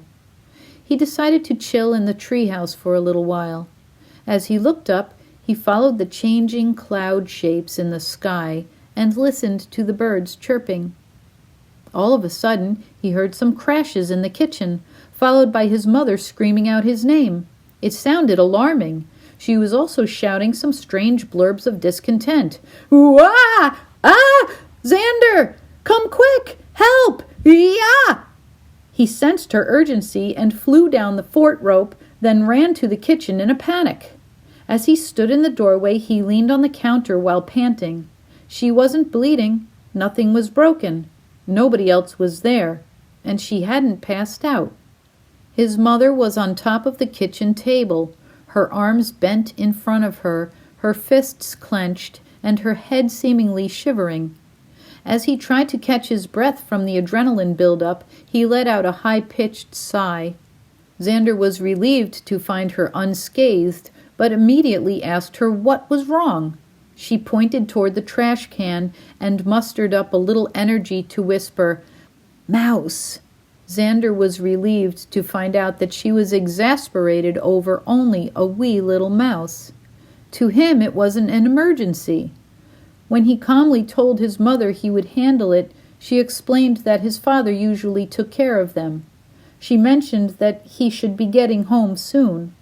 Zander reassured her that she would not have to stand on the table for that long. "I'll be right back," said Zander. Then he went to the garage. When he returned, she asked, "What are you going to do?" "Well, I figured I would put these 2 boxes on either side of the garbage can," he explained. "And when I move the can, I'm hoping it will get scared and run into the box. Then I'll slide this piece of cardboard underneath and release it in the backyard." After Zander's plan worked, his mother was very grateful. At that moment, she realized that Zander was not her little boy anymore. She admitted this to him, then added that she was glad to know how capable he was, and she appreciated knowing that he would be able to really help her out around the house from time to time. Although Zander felt quite proud of himself, he also realized that he would be expected to be much more responsible, which he decided was pretty nice overall. He gave his mom a hug, and then he went upstairs to his room. Zander finally sat at his desk and looked at his computer. He felt indecisive about communicating with B4, so he opened up his new reading assignment. He was glad to focus on knights and castles for a bit. When Phil got home, he went to Zander's room and thanked him for helping his mom with the mouse earlier. Zander felt appreciated. After dinner, he decided to walk around the neighborhood to clear his mind and get some fresh air. Along the way, he periodically gazed up at the sky, wondering what was really out there in the universe. He became mindful of the world around him, such as the bright, warm sun, the blowing, colorful leaves trying to keep hold of the branches, and the movements of the animals and people who crossed his path along his walk. Zander realized at that moment that he was consciously aware of the many other people in the world who were all doing so many different things in their own space and perceptions at that exact moment in time. He also thought that most people were involved with mindlessly doing whatever it was they were doing, without a thought about another human being or the world around them. Zander felt as if he was beyond reality at that moment, and at the same time, perhaps the most present on the planet that he has ever felt. He felt lifted yet grounded, and he smiled as if he knew a special secret. Gratitude filled him with joy. Chapter 28. Second Guessing. Even though Zander had chatted with B4 over the next couple of days, conversations on both sides were kept light and cordial, nothing serious. Then he stayed offline for the following 2 days. He needed to think. Zander was not feeling good about telling B4 about the abduction incident. Even if it was a dream, he wasn't sure if he wanted to talk about it at all. He was still so conflicted about what he had experienced. Did he have a dream, or was he actually abducted? One particular question tormented him. Was B4 involved? Zander was once again wondering whether everything that B4 had told him was really true. Was this mysterious being even on Earth? Maybe B4 was a made-up name. Maybe it was actually an alien being from another planet trying to gain some unknown information somehow through Zander. Was he going to be used for something? He wondered what he could possibly know. What was it about him that would be worth alien interaction? After all, he was just a teenager. These far-off questions he kept asking himself didn't even make sense to him. He continued to analyze the situation. On the other hand, B4 has always sounded kind and good-natured. He considered him a friend. Was he forgetting that B4's elders were friends with the cause? That seemed like a positive thing. Had the cause somehow connected the two pen pals for the betterment of the world? It seemed so. It's just that the abduction experience, real or dreamt, was so disturbing. He couldn't shake it. What was he going to do? Fear was creating negative thoughts. He wished he could get back to that state of heightened meditation and feel at ease. Many questions circled Zander's mind. Will I be able to just work it out on my own in time? Should I tell Dad about having a bad dream? Should I tell him about B4 and our online chats? Should I tell Dad about being abducted and taken inside a UFO? Wait. Zander stopped himself. He promised B4 that he wouldn't say anything about his existence, and Zander wanted to keep his promise. In addition, Zander wasn't exactly sure about being abducted, so that scenario might sound a bit dramatic. He could certainly talk about his dreams with someone, though. Since he felt most compatible with his father, he was leaning in that direction. Maybe he could keep his dream information short and simple and see how his dad reacted. He went to sleep that night feeling indecisive. After having a positive meditation session in the morning and having a good day at school, Zander decided to meditate before anyone got home. His plan was to free his mind and allow himself to go with the flow, letting his heart and mind guide him. Thoughts came and went. Zander remained calm and in the moment.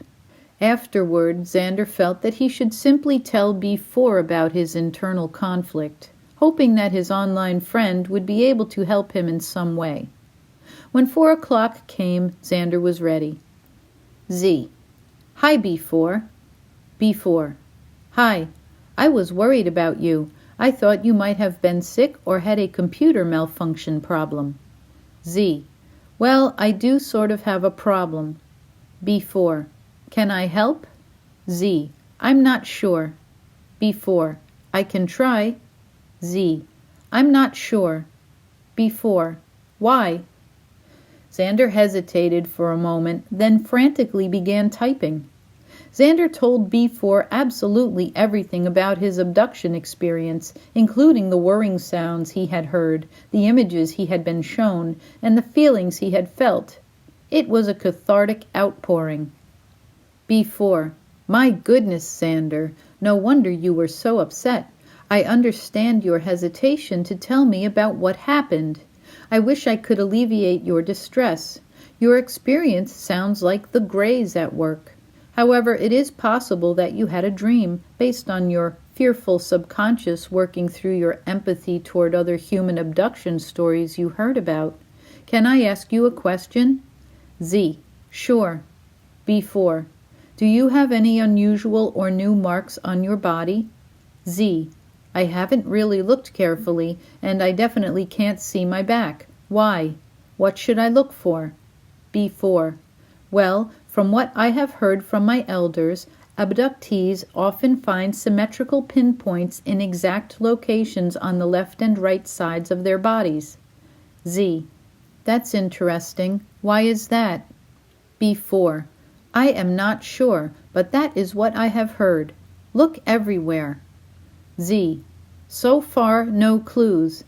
Give me a few minutes to check my back and my legs. I'll be back soon. B4. Okay. 2 minutes went by. Z. I'm here. B4. Did you find anything? Z. Well, I've noticed a couple of small moles. I have little brown skin spots that I've had for a while. 2 are in the same spots on my shoulder area, 1 on my left and 1 on my right. 2 others make a symmetrical match near my ankles. No pinpoints and no pinpricks, but almost a week has gone by now. B4. Okay, that seems all right. Did you get to look at the back of you? Z. Yes, nothing unusual or symmetrical except those shoulder moles. B4. Good. Were you able to check your ears and the bottom of your toes too? Z. Hold on. Wait. After a minute, Zander responded. Z. Looks good. B4. All right. Perhaps you had a vivid dream. Z. Thank you, B4. I've got something to do now. Let's chat again tomorrow. B4. All right, Zander. We will talk tomorrow. Z. Bye. Zander was glad that he discussed the incident with B4. However, after 3 weeks of daily online chatting with B4, Zander was beginning to feel very alone. He was speaking with a non-human being about world issues and resolutions, otherworldly communication, ancient mysteries, time travel, natural resources, in short, the relative existence of the planet Earth as we know it. He felt an internal pressure to tell someone about B4, and of course the abduction occurrence. It was weighing heavily on his mind. He wanted to tell Brian. More so, he felt an intense desire to tell his father what he had been discussing and learning about. This began to torment Zander, especially at night. It was difficult to maintain his secret friendship, yet he had legitimate concerns. Having the wrong person find out, or worse, an aggressive group of people, might cause irreversible harm to many. If he told his father, who might he feel compelled to tell? The chain could go on and on. Would the police get involved? His thoughts filled his head. Zander figured that the best way for him to decide whether or not he should tell his dad about B4 would be to make lists. He brainstormed about both the good and the bad ramifications that could come from telling Phil about his secret. He labeled his lists positive results and negative results, and this is what he came up with. Positive results: learning from each other, possibly speaking through telekinesis, becoming friends, stopping wars, cleaning the earth and its atmosphere, learning how to find and get the most from our natural resources, becoming healthier nutritionally, medicinally, organically, homeopathically, and clinically, becoming more empathetic, reasonable, and caring, knowing how to utilize our talents and skills for the greater good, doing what we do best, learning how to be self-sufficient as well as how to give and take for everyone's benefit, seeing the world in a more gratifying way, understanding more scientific aspects about the planet, learning facts about the universe, gaining profound knowledge about technology, health, and medicine, discovering new ways of eating. Negative results: war and death, psychological meltdowns, arguments, suicides, hatred, mass confusion, alienation, hiding and seclusion, community destruction, planetary destruction, pollution, devastation, annihilation. After looking over his lists, it had become quite clear to Zander that, if left to humans, with their quick reactions and their strong emotions and egos, any idea of a foreign being such as B4 would most likely make humans feel threatened. Humans may feel vulnerable, questioning their lack of superiority and control. Of course, his list of positive results showed monumental changes for the planet. In essence, the lives of all people on the planet could change for the best. However, he suspected that if any item on the list of negative results occurred, a domino effect could be created. One catastrophe could lead to the other items on the list, which would ultimately cause the complete destruction of Earth and thereby all living things. He thought long and hard, based on his lists, his previous discussions with B4, and his own fears. Zander decided not to talk to his dad about B4 or the abduction dream. Sharing such secrets with another human being could create negative results in a variety of ways: cataclysmic, interpersonal, global, and possibly intergalactic. Even though he knew he would have to keep things to himself indefinitely, he felt good about it. He had a great responsibility, and he was going to do the mature thing. He certainly had a friend in B4, so he was glad that he didn't feel completely alone with his thoughts. In fact, by going through the conundrum of whom to communicate with about what, Zander decided that he would discuss this conflict and his lists with B4. He also decided that it would be cathartic for him to write about the abduction experience as though it were a dream, just in case someone came across his notebook. This way he would get out his thoughts, feelings, and memories, and he would be able to take the weight off his shoulders a little. His writing would serve as a cathartic release. The following day, Zander had carefully scripted an email to B4 explaining his feelings and concerns. After some back and forth positives and negatives, B4 spoke with some of the elders. They concluded that Zander could greatly benefit from the wisdom of the cause. Zander explained that Ziron told him that he was not to return again and that the portal to Beanland would be closed. On top of that, he told B4 that he no longer had a trampoline, which he needed to travel there. B4 told Zander that the elders were going to work on something, and that Zander should be available online in the evening to receive an update. The possibility of visiting Beanland again excited Zander. He was anxious to get online with B4 that night, so he was punctually prepared to discuss the prospects at the designated time. When B4 sent the first email, it said, "It has been decided." The elders were in contact with the cause, and everyone involved with the meeting concluded that Zander should visit a cause named Tal. Zander and B4 chatted for a bit about Zander traveling back to Beanland. He was to have a serious discussion with Tal about his responsibilities and expectations. B4 explained that Zander was to keep his visit very short and on task. The cause still wanted no outside interference toward their livelihood and peaceful existence. Therefore, Zander was to go directly to Tal, to expect only guidance regarding his duty to Earth, and to follow specified directions throughout his visit. If he went against these requests, Zander would create significant problems. Zander agreed with B4 and promised to use his short visit with Tal for the purpose of personal guidance. Chapter 29. Meeting Tal. Zander got the okay to transport to Beanland, but he had to do it by a different means this time, and in complete secrecy. B4 instructed him to go to Enduro Lake by himself. Zander was familiar with it and knew that he would need to ride his bike 8 miles to get there. They agreed on a particular time and day for this arrangement. He knew the lake was a little off the beaten path and that it was in a private and quiet location. He had a slight reluctance to go based on his human fears. What if it's a setup for a kidnapping or something, he thought to himself. Zander decided to meditate through his fears.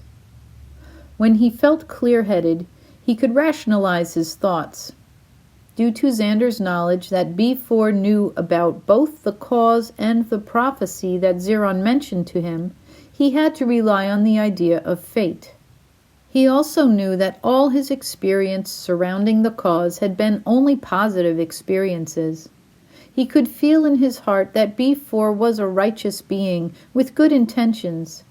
Zander felt good about going to Beanland once again. He carefully planned a day and time when he would be the least missed.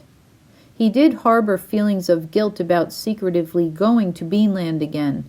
However, he knew with certainty that it was something he needed to do. When it came time, Zander was fully prepared to venture over to Enduro Lake. It was a pleasant fall day, perfect for a bike ride. When he discovered the large rock that he had been instructed to find, he sat on it. Then he began to meditate. Peaceful and quiet. The sounds of birds chirping and water gently moving the tall grass on the shoreline filled Zander's mind. He calmed his breathing, sat very still, and relaxed on the rock as if it was part of him. He kept his eyes closed, even after hearing high-pitched ringing in his ears.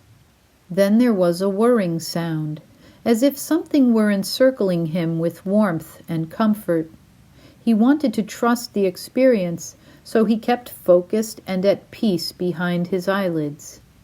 Zander heard buzzing next, followed by sounds that reminded him of a light cymbal tap, and the fizz of opening a soda bottle.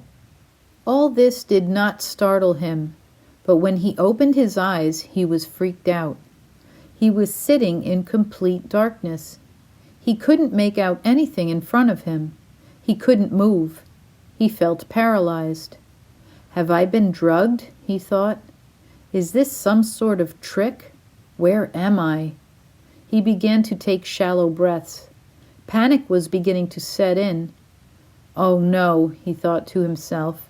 "What have I done? Where am I?" His body felt like a rock.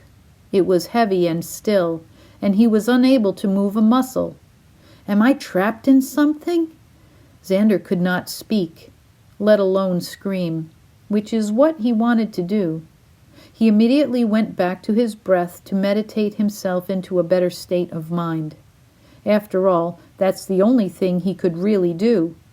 It was a little difficult, but after some persistence, he was able to regain some sense of control. After another 3 minutes or so, Zander found himself sitting in a room that had a dark purple-black hue. He felt all right, unharmed. He was more concerned than panicked. Then he thought he heard a voice. Zander began feeling better after recognizing the voice say, "I think he made it. I sense a warm body behind the door." A door opened slowly and cautiously. Then Zander saw familiar eyes. It was Surma. Zander was so relieved to see Surma and to know that he had made it back to Beanland that as he said hi, it sounded like a long sigh. "Come, my friend, you are being waited for." Surma assisted Zander to his feet and gave him a warm hug. Zander smiled at her. "It's so nice to see you, Surma." Zander stood straighter and then walked out of the room with Surma. Surma instructed, "We are going this way." As he walked with Surma, she said, "It is wonderful to see you again, Zander. Just please know that this can truly be the very last journey here. We have received word that you needed to see our guide, Tal, in order to help you fulfill the prophecy, so we made this special allowance. You will be allowed to visit only in this area and only for a limited time. After your last visit, an infection had spread in a colony of poppers, which consequently disturbed the quality of some vegetation. Xeron had to give strict orders to neutralize Beanland's enclosure. After you leave, all species here will have to remain segregated for 3 consecutive light periods. It is a new safety precaution." Feeling highly responsible, Zander acknowledged Surma. "Yes, I understand completely. You must be safe. I am so very sorry for any trouble I have caused. Beanland is a precious place that needs to remain sacred in its own atmosphere. It is wonderful that you are welcoming me for this visit. I will surely miss you all, but I will never forget any of you." While they talked, Surma led Zander through a crystal hallway that had a magenta glow. He was taken to a door. When he looked around, he realized that he was in a cavern. He felt as though he was close to the air chamber area that he had once been lost in. Surma stopped, touched Zander's upper arms, and thanked him. He wasn't sure why she was thanking him. Then Surma smiled and told him she would come back soon. "You must no longer speak. You are privileged to be meeting with Tal, our holy guide. Please enter," she instructed. She slowly opened the door, then pointed her hand toward another doorway. For a moment, Zander felt a rush through his body as he bowed his head to Surma. Then he slowly and confidently walked through the doorway. He didn't feel nervous. He felt an enormous privilege, significance, and responsibility. Through the doorway was a room about 15 square feet in size. It was filled with candles and crystals. Each of the 4 corners of the room contained a large silver bowl of water. In the middle of the room there was a freestanding partition wall which was only about 5 feet long. Zander slowly walked around the wall and saw that there was a beautifully carved wooden throne-like chair.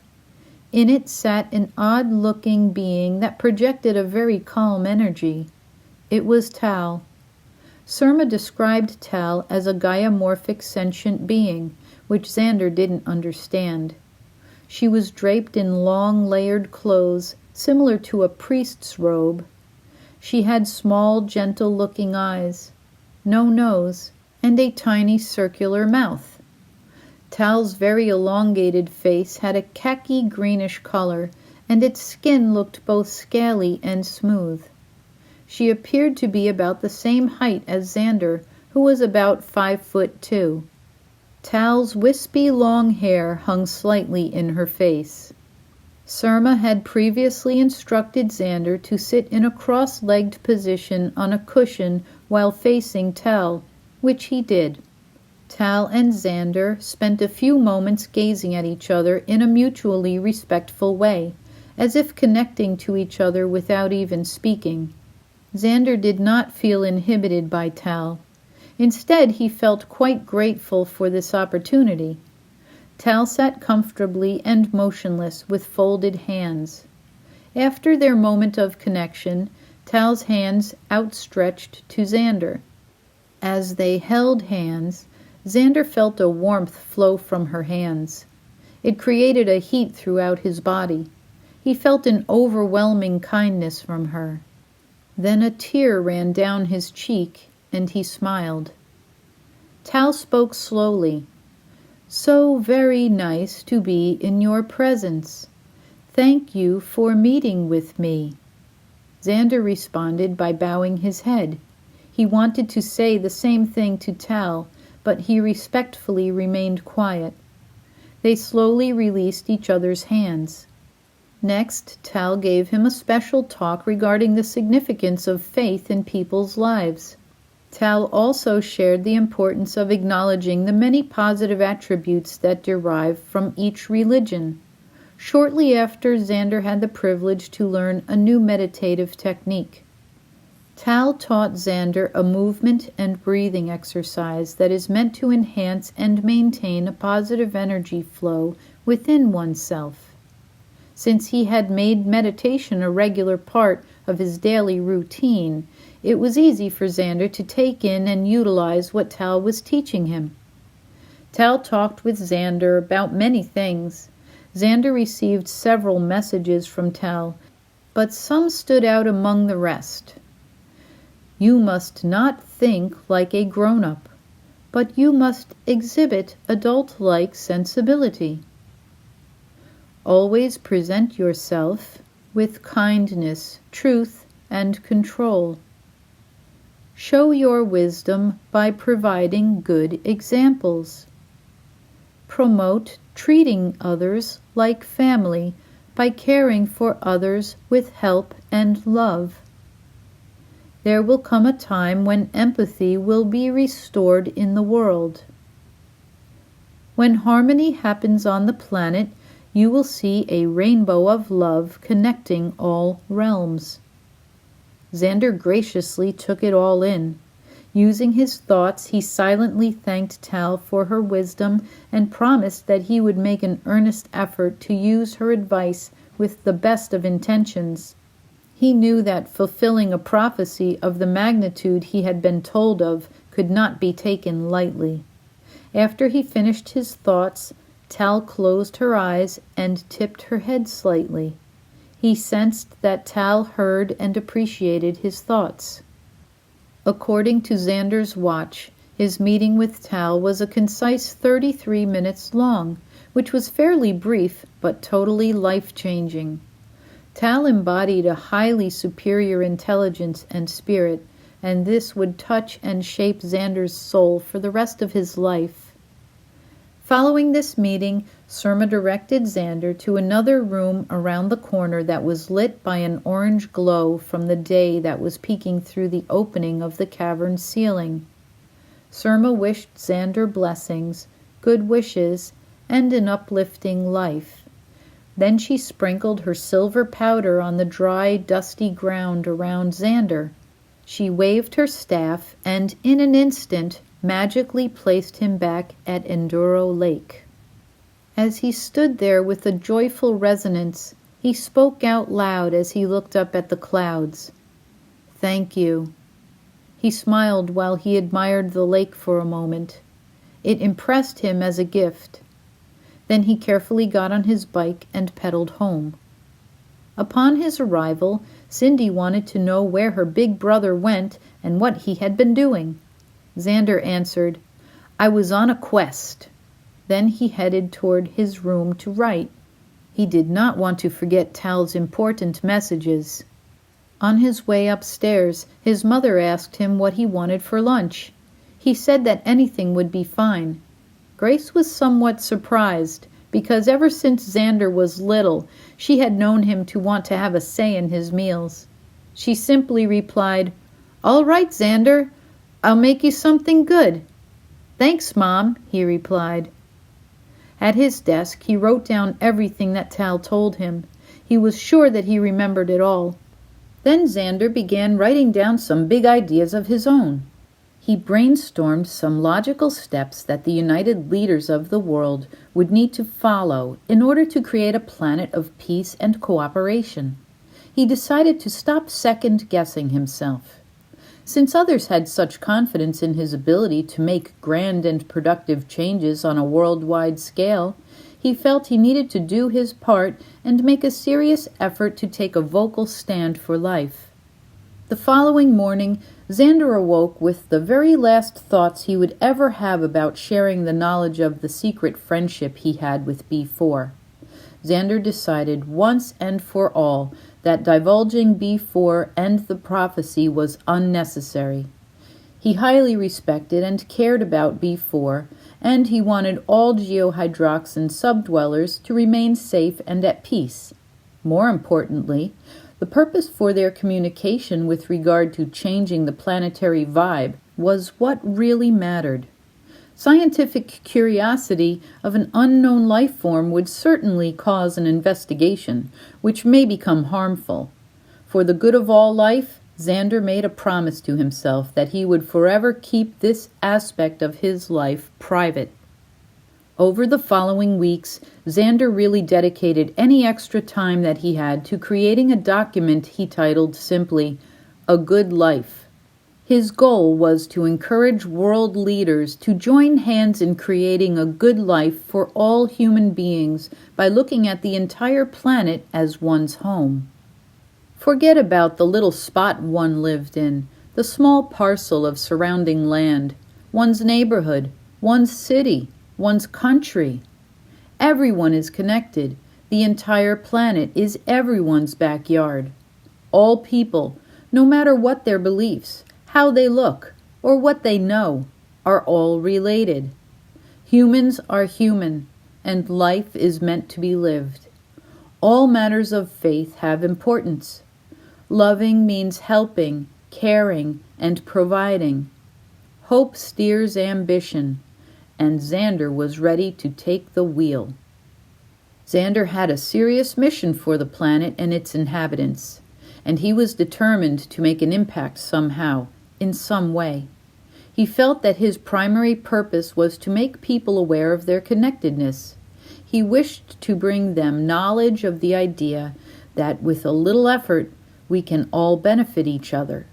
If everyone simply treated the entire world as if it were their own backyard, and if all people around the globe were considered neighbors, people would pay more attention to the earth as their home. An awareness of being part of the human species would be to look at another as an appendage of one's self. He realized that people could help one another by using their best abilities to work for the good of a global interest instead of for personal gain. Zander's end goal was to have every person participating for the good of the cause, which could inherently result in granting every person an allotment to have everything they need.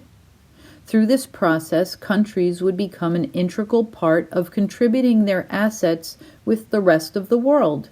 Essentially, a world co-op would form.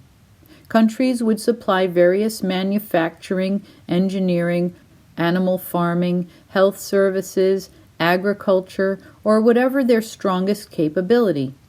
Organic healing properties would be grown in prosperous parts of the globe to best benefit everyone and be shared with the planet as a whole. Global sharing through a specialized continental contribution and exchange of goods and services could allow an energy shift to happen. By sharing resources, overall contentment would enhance the collective vibe. The mindset of people would alter, which could raise a sense of openness and freedom. People could live where their skills and interests were best suited. Superior advancements in technology, mechanics, and physics would allow people to travel more easily and freely, therefore become more closely interconnected. People would rely on each other, appreciate each other, and respect each other. From many online chats, Zander realized how important it was to have B4 as a liaison. Between B4's elders and the cause, Zander was able to obtain pertinent information from his friend about how to go about this mission. Other curiosities filled his mind also. He wondered about some of the rooms he had discovered while he was lost underground in Beanland, so he asked B4 to ask about it.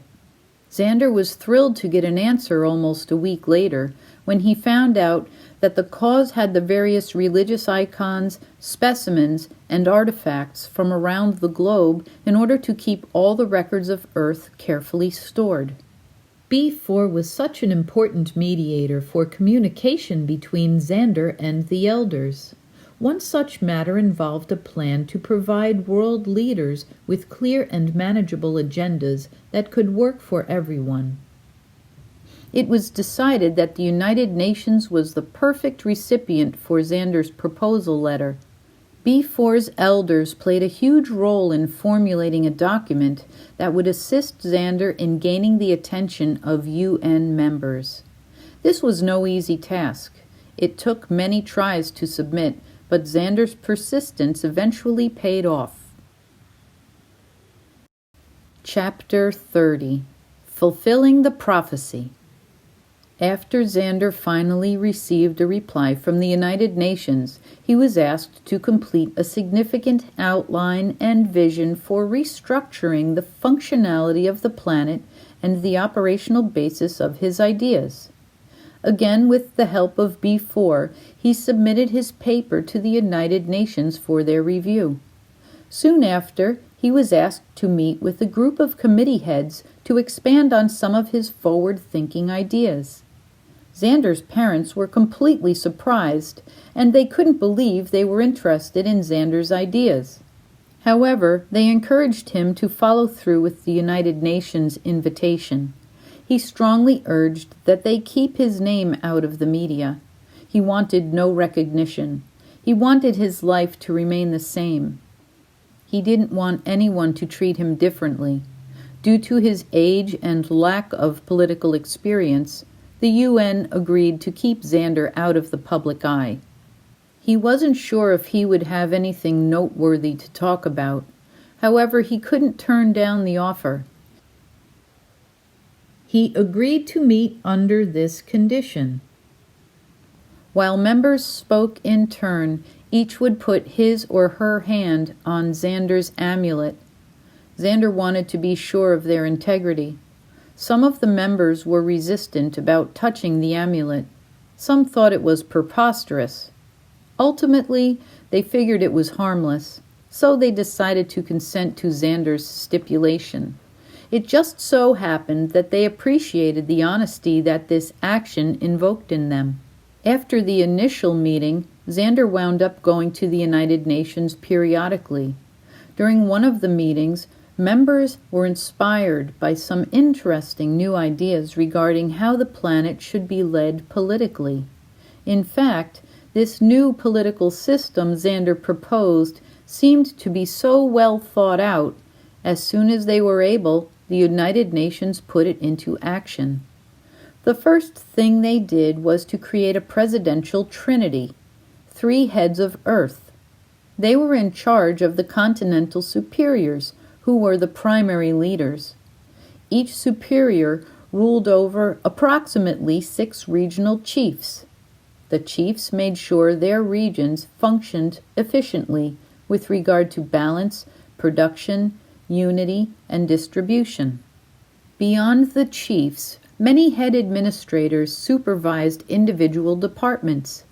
Some departments provided a service, others provided physical labor, and still others produced goods.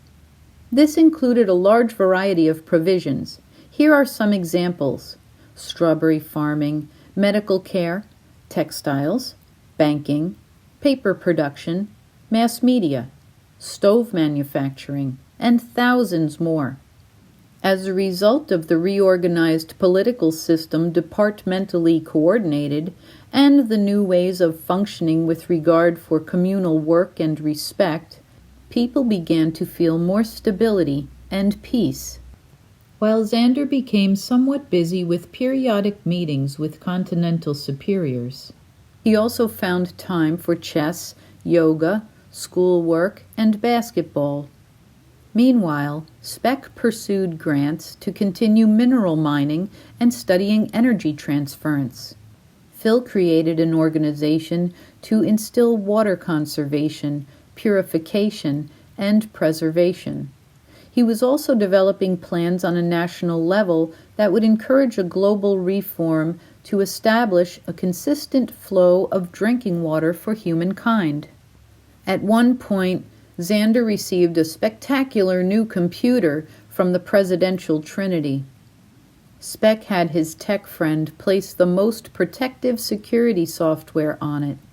That made Zander feel more comfortable about corresponding with B4. He continued to tell his pen pal about everything, which B4 relayed to the elders. Through the elders, Zander knew that communication could continue to be transmitted to his friends in Beanland. Over the following years, many strides were made. Phil and Speck continued to discuss their progress and helped one another along the way. While they managed a mineral excavation deep in the Atlantic Ocean, a significant amount of helium-3 was discovered. This brought a full range of scientists to the forefront, and they formulated a productive plan to harness helium-3 in an intelligently precise manner. Their plan was to offer the world's population enough energy to create a widespread relief effort that would enable all of humanity to easily fuel their homes and vehicles for years to come. Helium-3 would also provide additional energy for both businesses and mass transportation. Phil and Speck felt elated with their combined efforts to assist their fellow humans to live with more ease and peace of mind. As for Brian, he joined an array of endangered species organizations, such as those for saving whales, tigers, orangutans, and elephants. He became a spokesperson, which had him traveling to schools and town meetings. He felt that educating people would be the best way to benefit the animals. Brian hoped to one day have the various organizations unite in new ways, which would allow them to share their strengths to better serve the animals they were keeping alive and helping to thrive. Brian had also met many brilliant veterinarians who had developed quality animal vaccines. Other healthcare professionals, specifically those that provided care for the elderly, became involved with his original interest to encourage the use of pets to improve people's health and well-being. The mental health field and the medical health field were becoming integrated systems worldwide. Through the convenience of the computer, people could have the same quality of care by a variety of professionals, no matter where they lived and traveled. Individuals had more say in their treatments, too. For example, someone depressed due to a lame leg could try gemstones, Reiki, and homeopathic creams to relieve pain, see a therapist to verbally work through their fears and concerns, and, if desired, have a surgical procedure to fix the problem. The use of natural remedies exercise, a healthy diet, care from a medical doctor, and mental consultations could aid in the wellness of an individual, all while keeping an online record of their process and progress. Scientists were looking into developing crystal pyramids because they showed an effective use for gaining positive thoughts and improving the overall physical health of those who spent quality time in them. Healthcare was becoming a whole health system.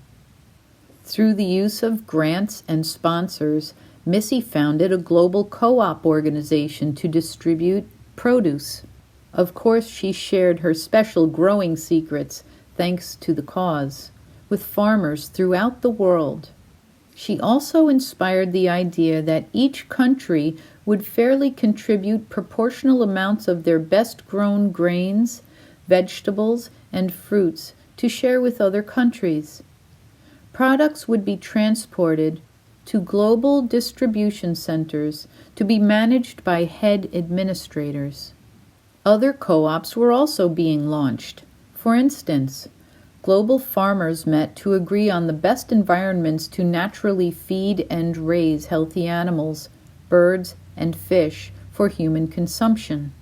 Regional chiefs would make sure that head administrators directed farmers to use the most efficient and productive means for creating quality protein sources with regard to humane regulatory processing.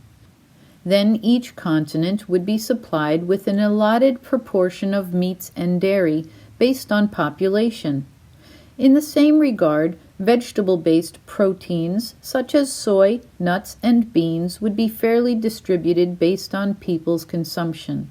The manufacturing of airplanes, tools, shoes, and other such products would be created in specific places on the planet based on their means, development, and production capabilities. With the entire globe working together as an integral unit, things were beginning to relieve the everyday stresses people had felt in the past. Changes were good.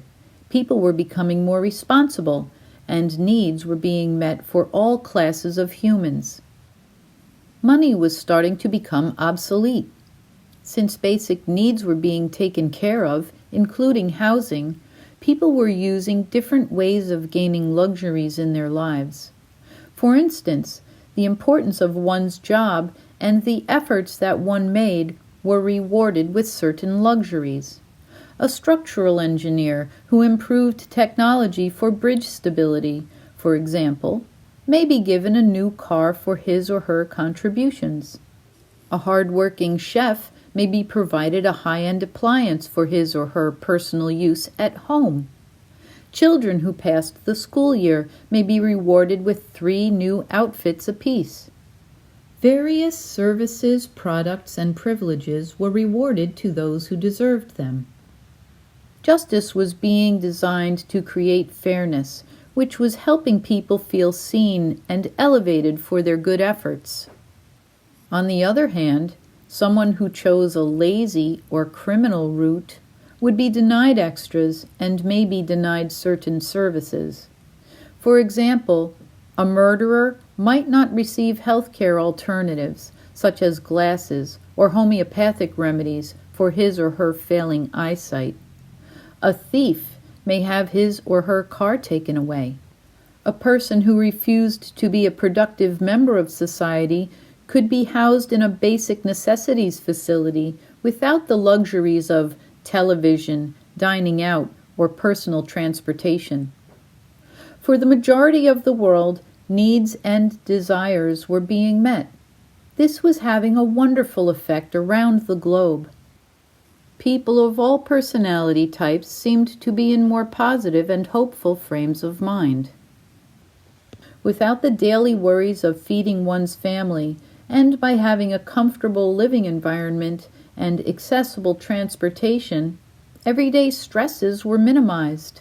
As a result, a person could be more productive at a job that they enjoyed. Feeling cared for and serving a purpose uplifted individuals, which made for healthier states of mind and a willingness to be more helpful and caring toward others.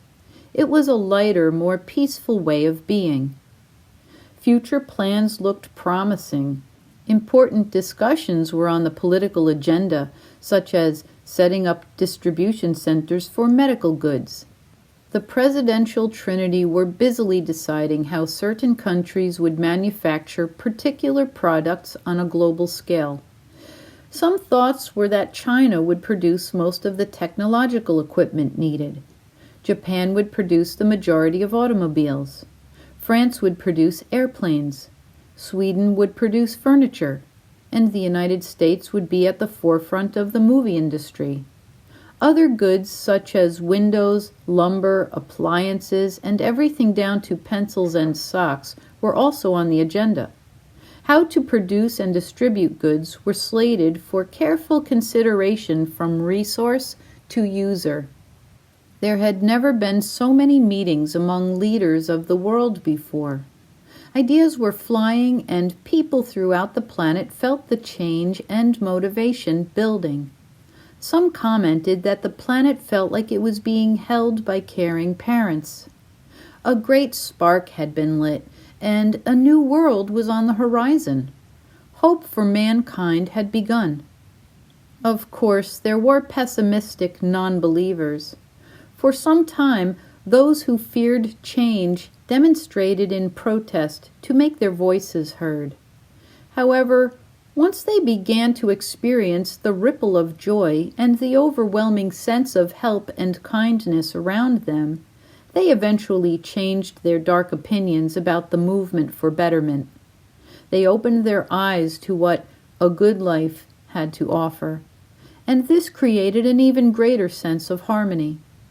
As decisions were made, continental superiors were excited about presenting their plans to the regional chiefs.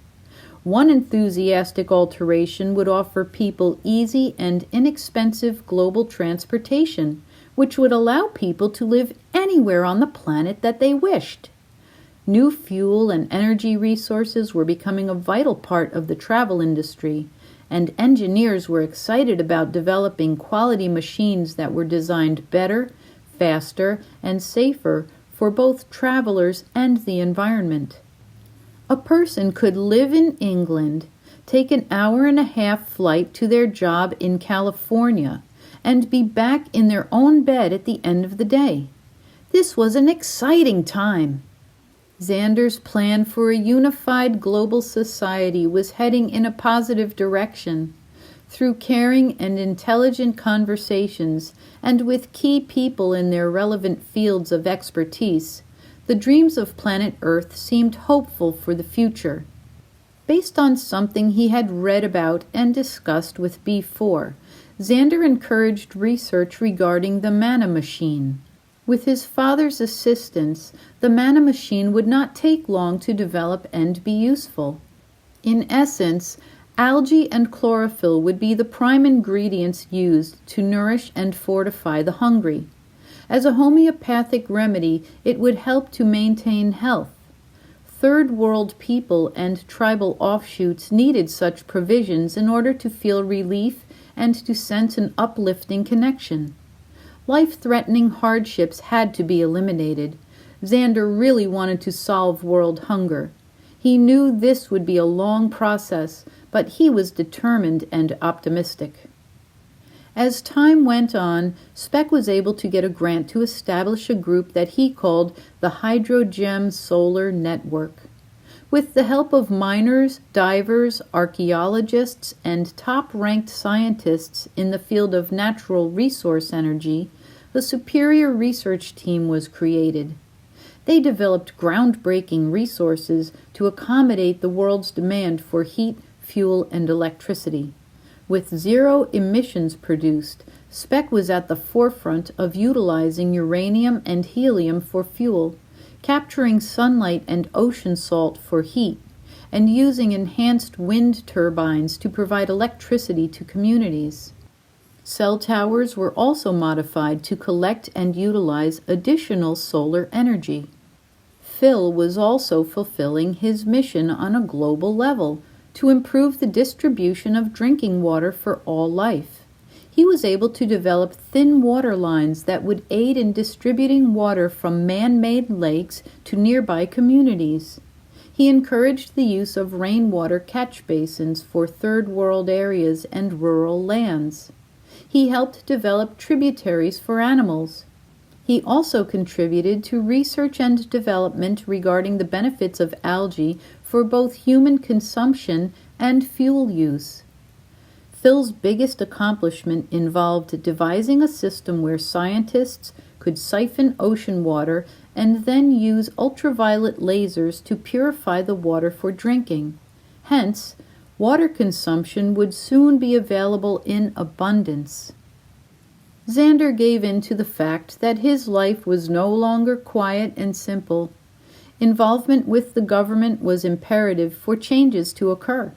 At some point, his name was leaked. Afterward, he was constantly hounded by the media. Everyone wanted to hear his ideas, even though he repeatedly told them that he was not available for interviews. All 5 Beanland adventurers had become very busy, which had its pluses and minuses. As time passed, publicity had unfortunately gotten out of hand. With the demands surrounding their lives and the stress felt after receiving some hostile mail, it was decided that for health and safety reasons they would all move to a more secure location. Of course, Cindy and Grace went along. They were all happy to be living close together. Speck was happy about having open admittance to various laboratories around the country and felt that he could rest well when he got back home. Missy felt privileged to be able to get her hands dirty in the White House garden from time to time, and she loved living amongst her most cherished family and friends. Brian especially liked having more space for more pets. Grace was fond of the discreet bodyguards who accompanied her children when they were in public. She also found that she had more time on her hands, which allowed her to write a small document regarding basic human understanding entitled The Whole Being. Cindy enjoyed having her own dance space and easy access to a winding bike path. Phil enjoyed helicopter rides for a bird's-eye view to overlook water projects. He also developed a great sense of having a meaningful life full of purpose, and his son shared those feelings.